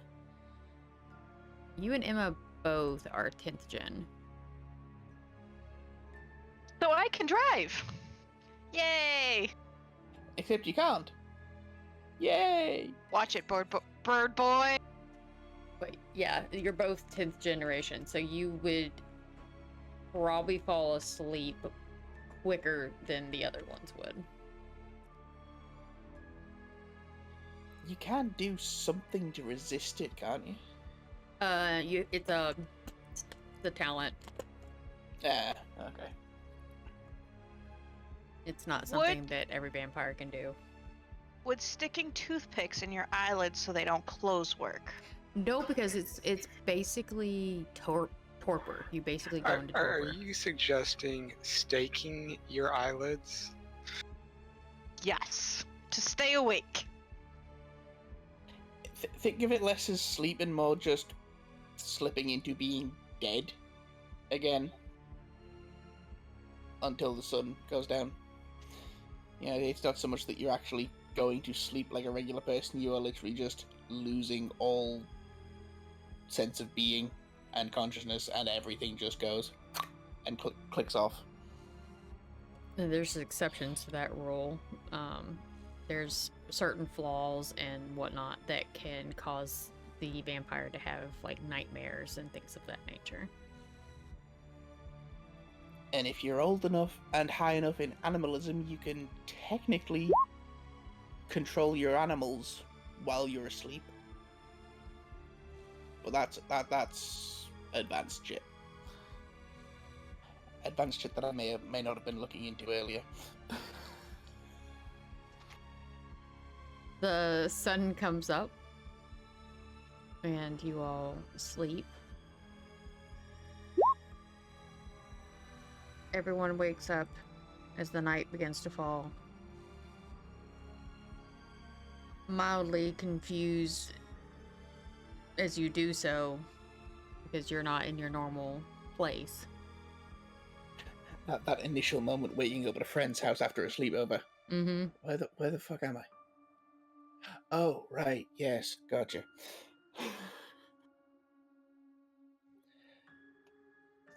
I'm assuming nothing killed us during the night? Nope. You're Well, all the day. you're all fine. Okay. Get up and stretch, because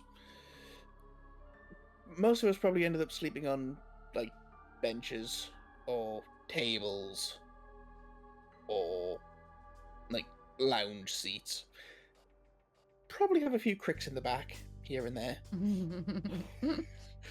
Definitely stretching those out. Jeff over there being an old man stretching to get his day started. It's funny because I think physically he's one of the youngest. Yeah, you and Emma. Don't drag me into your old man things. Yeah, I think he's like, he was 26? 22. Yeah.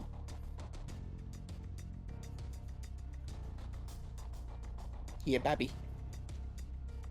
Yeah, take a look around. Make sure we're all still here. Stretch out.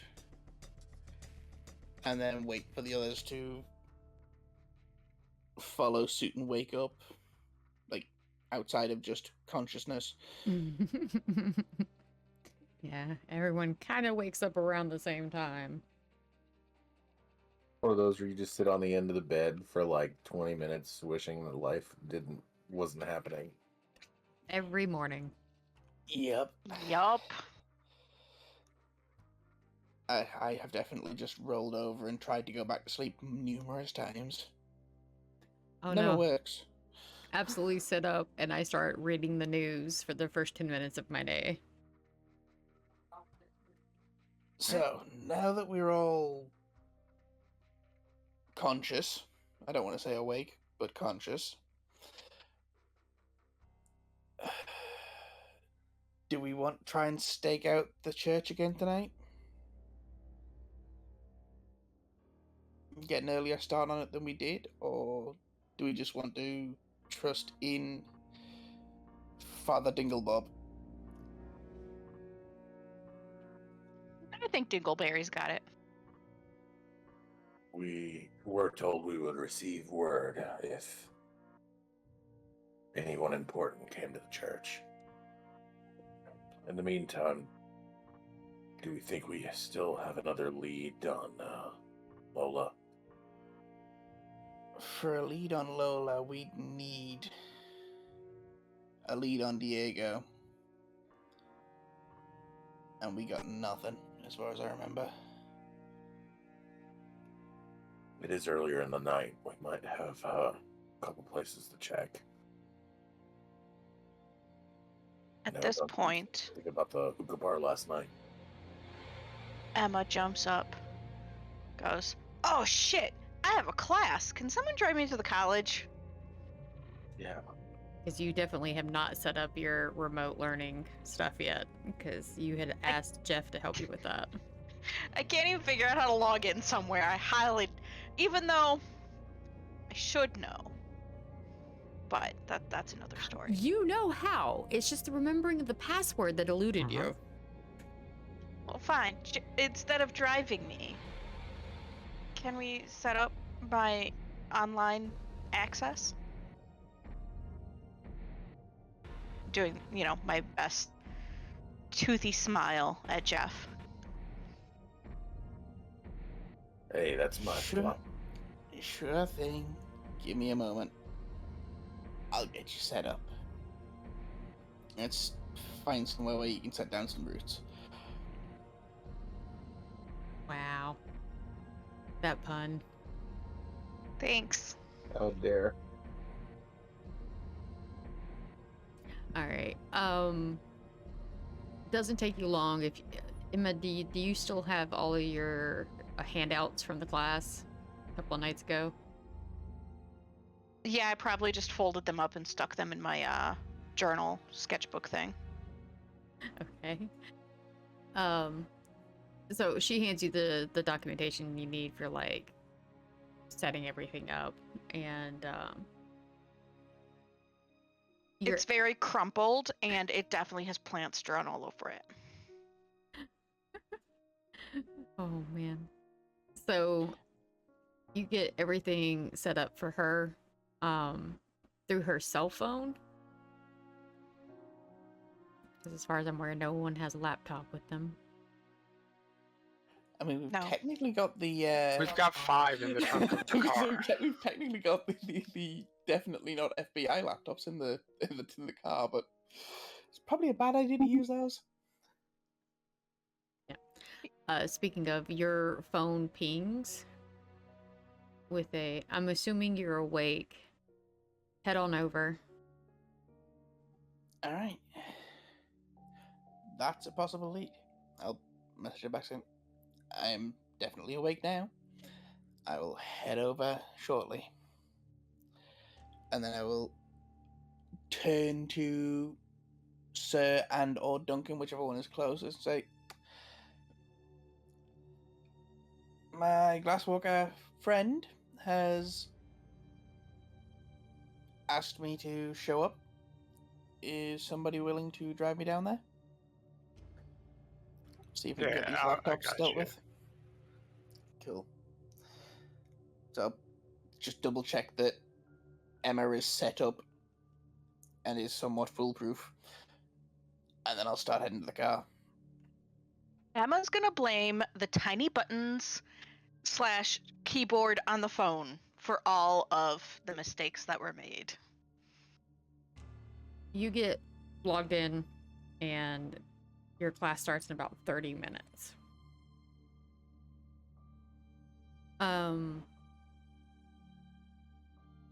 Because I went brain dead for a second. Who is taking Jeff to I am. Rosa? Okay. What is Sir and Henry doing right now? Here for some big guy bonding. I mean, I could use a ride somewhere, so that works for me. Where are you headed? I had to go back to my place. Let's take a trip. Yay. Can I tag along? No, we're leaving you at the abandoned junkyard. Of course, Emma, you can come along. Thank you. I have headphones, so you don't have to listen to my plant lectures. But that's Sir's favourite part. Jeff and Duncan aren't No, here. it's not. Headphones. He's gonna have you hook it up to the Bluetooth. You know, Bumping that actually, shit down the road. Duncan and Jeff, can I go with you? No.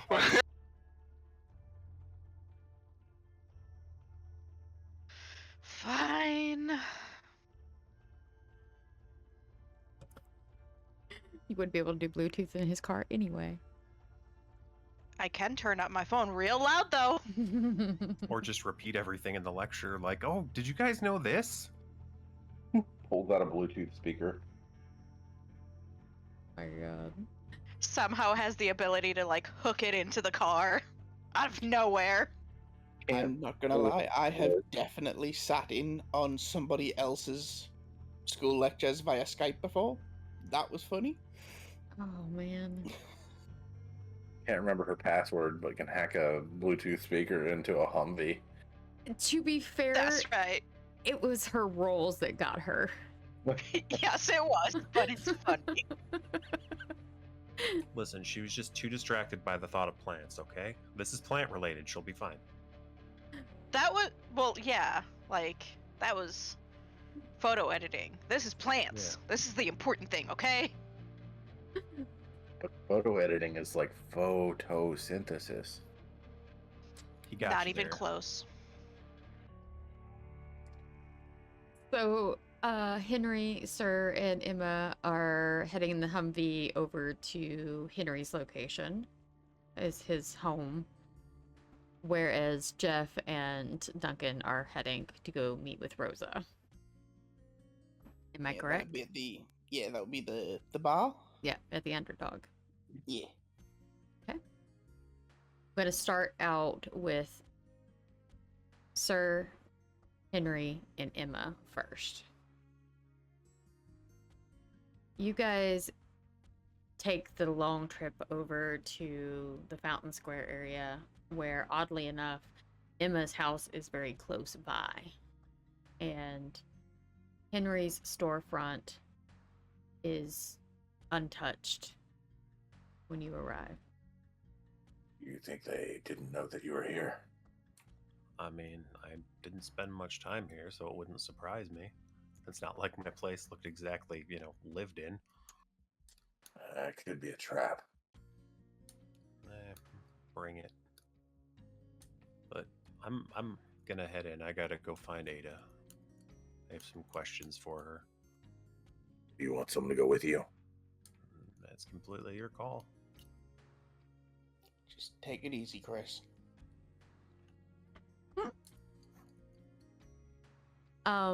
So how is Henry thinking of going about finding Ada? Probably either just knocking on doors or looking for someone to just straight up ask, hey, where is she? Okay, so why do you think she's in that area? I just assumed. Okay. I don't know any better. I just know that that's where my people live, so. No? I don't think I ever told you that they all lived in that area. From what I remember, you said that I was put up in... God, I don't remember the exact words you had. Hold on, let me pull up my notes from that day. Where we got our own little personal homie-domies. Hobie dopies. While he's looking that up, Emma, your class starts and you're listening to the professor and you can see the board basically from there. And he's going over some basic crossbreeding guidelines of like, okay, so if you're going to cross certain ones, they have to be from these particular classes in order for them to do it more naturally. And then discussing like the different variances of roses based on color due to how many genetic removals are needed in order to get the color that they were looking for, and just kind of the history of human natural crossbreeding and modification.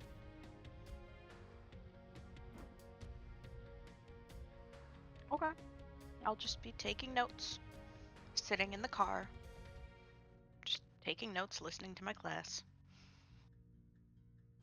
And of course, my notes just say Henry got a haven. I could have sworn you said something about it being like a... I did say that Emma's building is prone to other Toreador being in it because of its location, but that Malkavians are not specific to where they live anymore. They're not always found in asylums. They sometimes have residents in this area because there is a mental health clinic nearby. Gotcha. I think I misconstrued that as that's what I was in. All right, well, then I guess I'm going to my place and I'm going to knock on a door and ask if anyone's seen Ada, because I know no better. Okay. Because that was the plan, and goddammit, he's sticking to it. Yep. Apparently.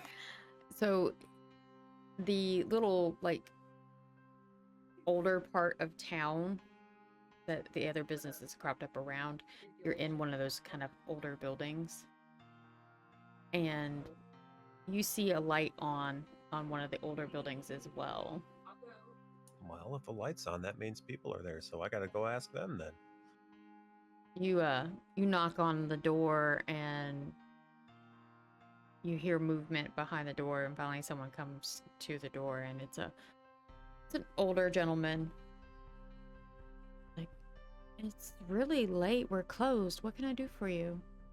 Hi, I'm looking for Ada Kier. I don't know if you know where she is, or at all if you know her, but I'm trying to find her. Is she missing? Is she okay? Like, I don't know who it is, but like, you have a picture? I can keep a lookout for her. What do you mean you don't know who she is? I don't know who that is, but if someone's missing from the neighborhood, I can keep a lookout.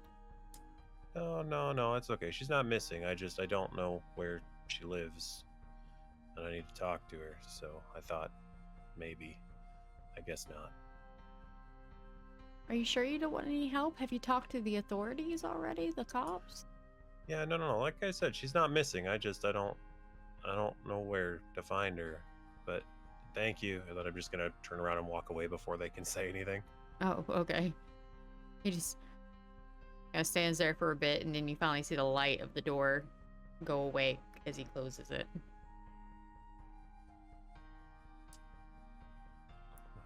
Henry's gonna just go back into the car and go, well, this was a bust. I think I need to talk to the prince, maybe.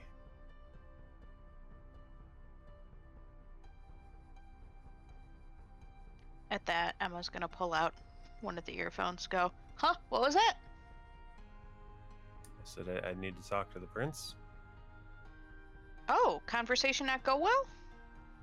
No. Oh, that's troublesome.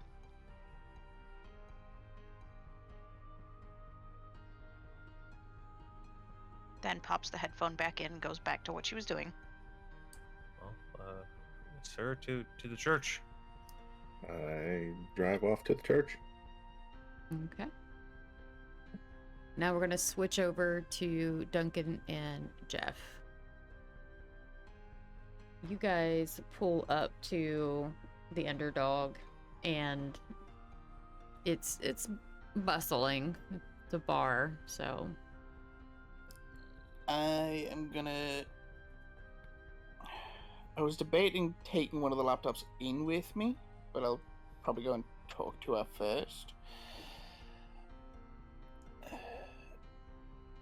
Head inside, see if I can spot her in her little corner. as you go to head in, bouncer kind of goes, "Can I see your ID, please?" Sure thing. Hand over my ID. Takes a look at it and goes, "Okay." Hands it back to you. Puts a little paper thingy around your wrist and lets you inside.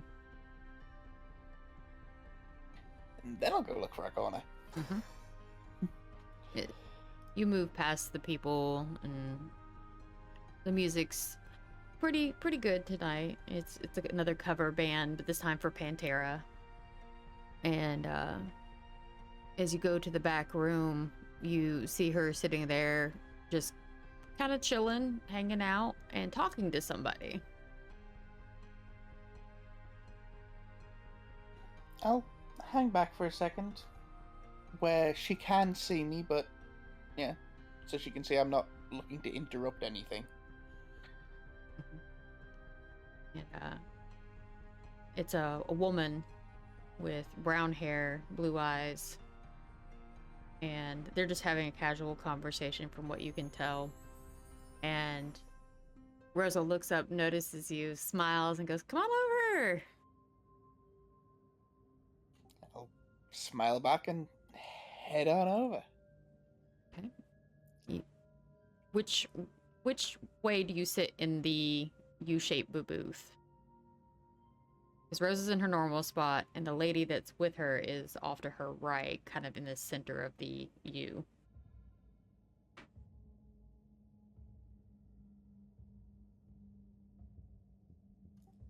I'll probably take up the seat opposite Rosa for now.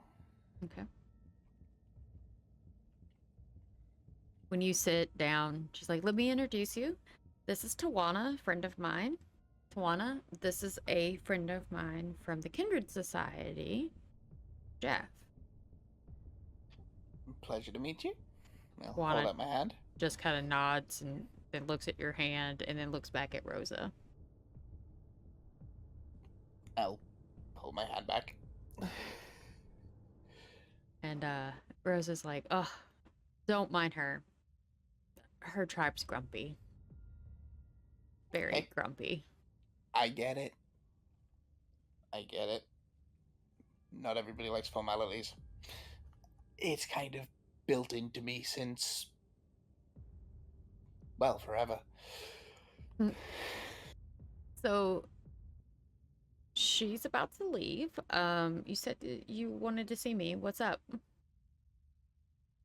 I know. It seems like the only time I get to see you lately, well, the whole time I've known you, really, is when I need help.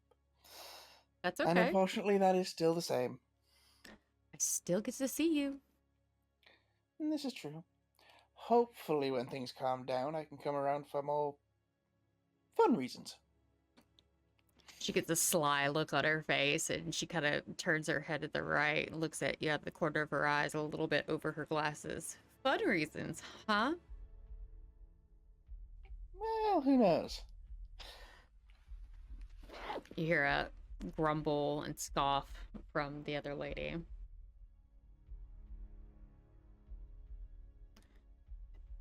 I think it's Well- time for me to go before I throw up.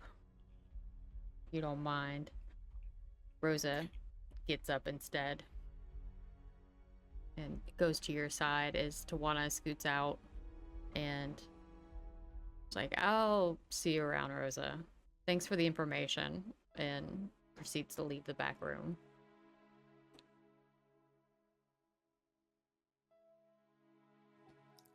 See, I know not everyone on your side of the society approves of the kindred. Just like there are many on my side that don't approve of your side. It's still disheartening to see at times. Rosa kind of chuckles. It's fine. Her tribe is kind of old guard. They don't adapt well. It's to be expected, to be perfectly honest. The fact that she even sat down and stayed seated when you sat, it's an improvement. It's not much of one, but it's better than what I've seen out of some of them. Well, then I will take it as a sign of progress. That's how I see it. So, what do you need help with? So I don't know how much word has gotten around about what happened at a scrapyard a little ways from here 2 nights ago. Well, considering we were downwind, we smelled it. Okay. Well, may have had something to do with that, I see. and may have come out with 5 laptops Oh, that nice all little haul. that all seemingly belong to. Okay, out of character, my brain just blanked on the name of the. The Leopold. Society of Yes. Leopold. Yes, my brain just completely blanked. I was about to say it, and I was like, what is it again? Yes. May or may not belong to the Society of Leopold, if you've heard of them. I have not. So this should be interesting. Best way to describe them: ancient society of mortal demon hunting zealots. So fun times. So, SI people, got you. Yes, exactly. All right, so where are these lovely little toys at? And she just puts her hands in the air and does the little, like, glitter. They are currently in the trunk of Duncan's car, which is sat outside. Let's go. Let's go. All right. And I will stand up and offer her my hand. She just hooks her arm into yours and does, haha. And I will lead her out to the car. Duncan, do a perception check for me. Okay. You're good. After a few minutes, you hear Jeff's voice outside of your vehicle, and there's a Rosa standing with him.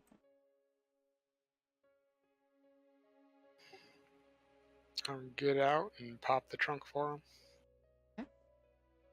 In the back, there's the 5 laptops, and she kind of goes, "Ooh, I get to play." I can't do it here, though. This is too risky. So, do you mind if I take them with me? Don't mind at all. I already changed the passwords on them in order to get in. Okay. It is currently set to I really hate passwords on all 5 of them. She just kind of is like astonished, but like smiling. She's like, yeah, no, that's actually really brilliant. Okay, yeah, all right. And she kind of leans in and scoops them out and holds them like a schoolgirl would hold a bundle of books to her chest. Eh. I will With- reach out as soon as I am done playing with these. Absolutely. I look forward to hearing from you. Duncan, it's good to see you again. Good to see you too. Be careful with those in case they have some kind of tracking on them. I wouldn't worry too much about it. I mean, between me and my brother, it's not likely they're going to be able to do much to us. Still, better safe than sorry. I agree. I will beef up my security, digital and physical, while I am working with these, if that makes you feel better. I nod. I don't know about him, but it would definitely make me feel better. I would hate to hear that something happened to you because you were doing a favor for me. She smiles real big and she just kind of leans and like bumps you with her shoulder and then walks off back inside. I'll watch for a second, and then I'll get in the car. Jumping back to Sir Henry and Emma. You guys get to the Princess Haven fairly quickly, like maybe a 10-minute drive. All right. Well, I'm getting out of the car and waltzing up to the door and trying to head in at least. Trying to head in? Well, I'm assuming I'm going to get stopped by a wild Sean. Oh yeah, absolutely. Emma's gonna wait in the car. Okay. You get into the front doors and Sean sees you and goes, "Hi, Henry. How are you?" I'm doing good. I really need to talk to Vincent. Vincent. I don't know any kindred in the city by the name of Vincent. Am I losing my mind? Hold on. Victor. Jesus Christ. Yeah, no, yeah, you can talk to him. That really confused me. I'm so sorry. That brain bruise has got to Henry. Yeah. He hands you a brooch and it's like, yeah, he's downstairs. All right. Well, I'm going to start heading that way to go talk to the old friend whose name apparently I don't remember. Friends with Bob the Builder, you know. I see. Hey, I'm Bob. I'm just thinking he's going to be wearing like a red cloak and bandana and long black hair. Man. Yeah, no. You pass through the Great Hall, through the door and down the steps, and you get to their room door, and it is currently closed. Well, I'm going to knock loudly and frantically. Okay. Very, very short period of time, door opens up and it's Victor. Henry, what's wrong? I need to get in touch with Ada. It's kind of important. Okay. Come inside, have a seat, and let me go find her contact information. Relax, and I guess try to have a conversation with Elizabeth, because he points over at the fireplace and she's sitting in her usual spot. Just gonna shoot her a glance and a little awkward casual wave. Elizabeth peers around the top of the chair. Oh, hi, Henry. She smiles. And her voice is very soothing and calm and has like almost an angelic tone to it. A vast difference than what you've been hearing in your head lately. Hello. She stands up, closes her book, and goes over to the couch that you're sitting on, but like kind of a little bit away from you, and sits down. It's not common that you come to visit us by yourself. Is everything okay? Define okay. Well, that depends on what's going on. You know, I'm not fully sure. That's why I really just need to talk to Ada. The Primogen of the Malkavians. Mm-hmm. So do you feel like this is a clan-specific problem? Maybe? Are you willing to talk to me about this? I mean, I've been hearing things, but it's not like the normal things. It's a little more malicious than normal, it seems. Malicious. Yeah, I've never had one of the voices hurt before. Her eyes kind of light up for a second. You may not need Ada. And she stands up as she's kind of waggling her finger like she's got a thought process. She stands up, walks over to a bookshelf, searching for a book. Appears to have found what she's looking for. Grabs a book off the shelf, goes and sits closer to you this time and opens it up. And opens it to a page that goes over psychic attacks. Old book, very much like aged pages, and she kind of leans it towards you. Can you read? Yes, I can read. It's worth asking. Older vampires, some of them don't know how to read. Here, read this page. It goes over how people who are sensitive to the other world will sometimes experience loud screams as if a spirit is trying to get their attention.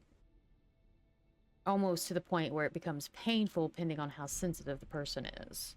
Reports of some people literally having their ears bleed upon the effect being achieved.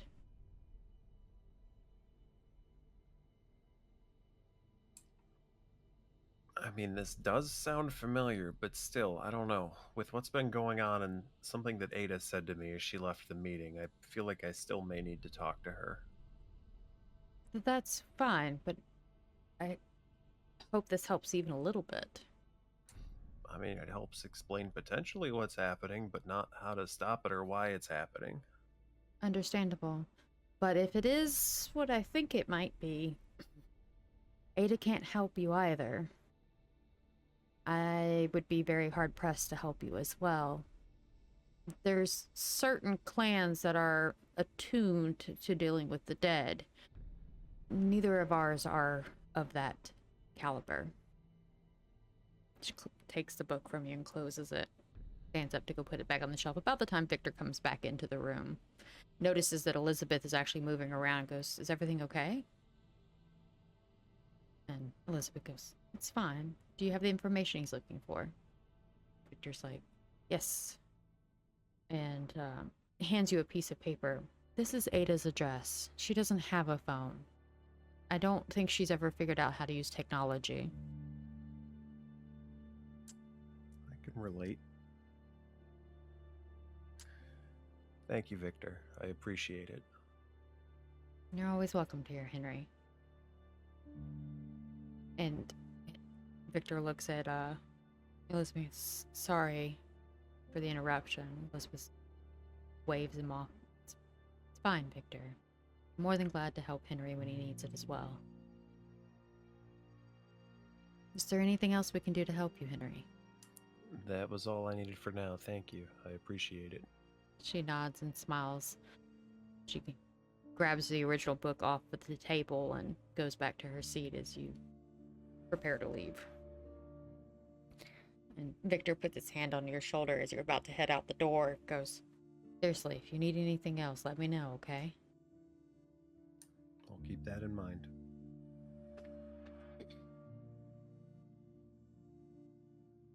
What are you doing at the moment? After saying that, I'm going to head back out to the car. And roughly what time is it? Like, how much time has passed, I guess, since we got up? Couple hours. So you're looking closer to like 10:30-ish, somewhere around there.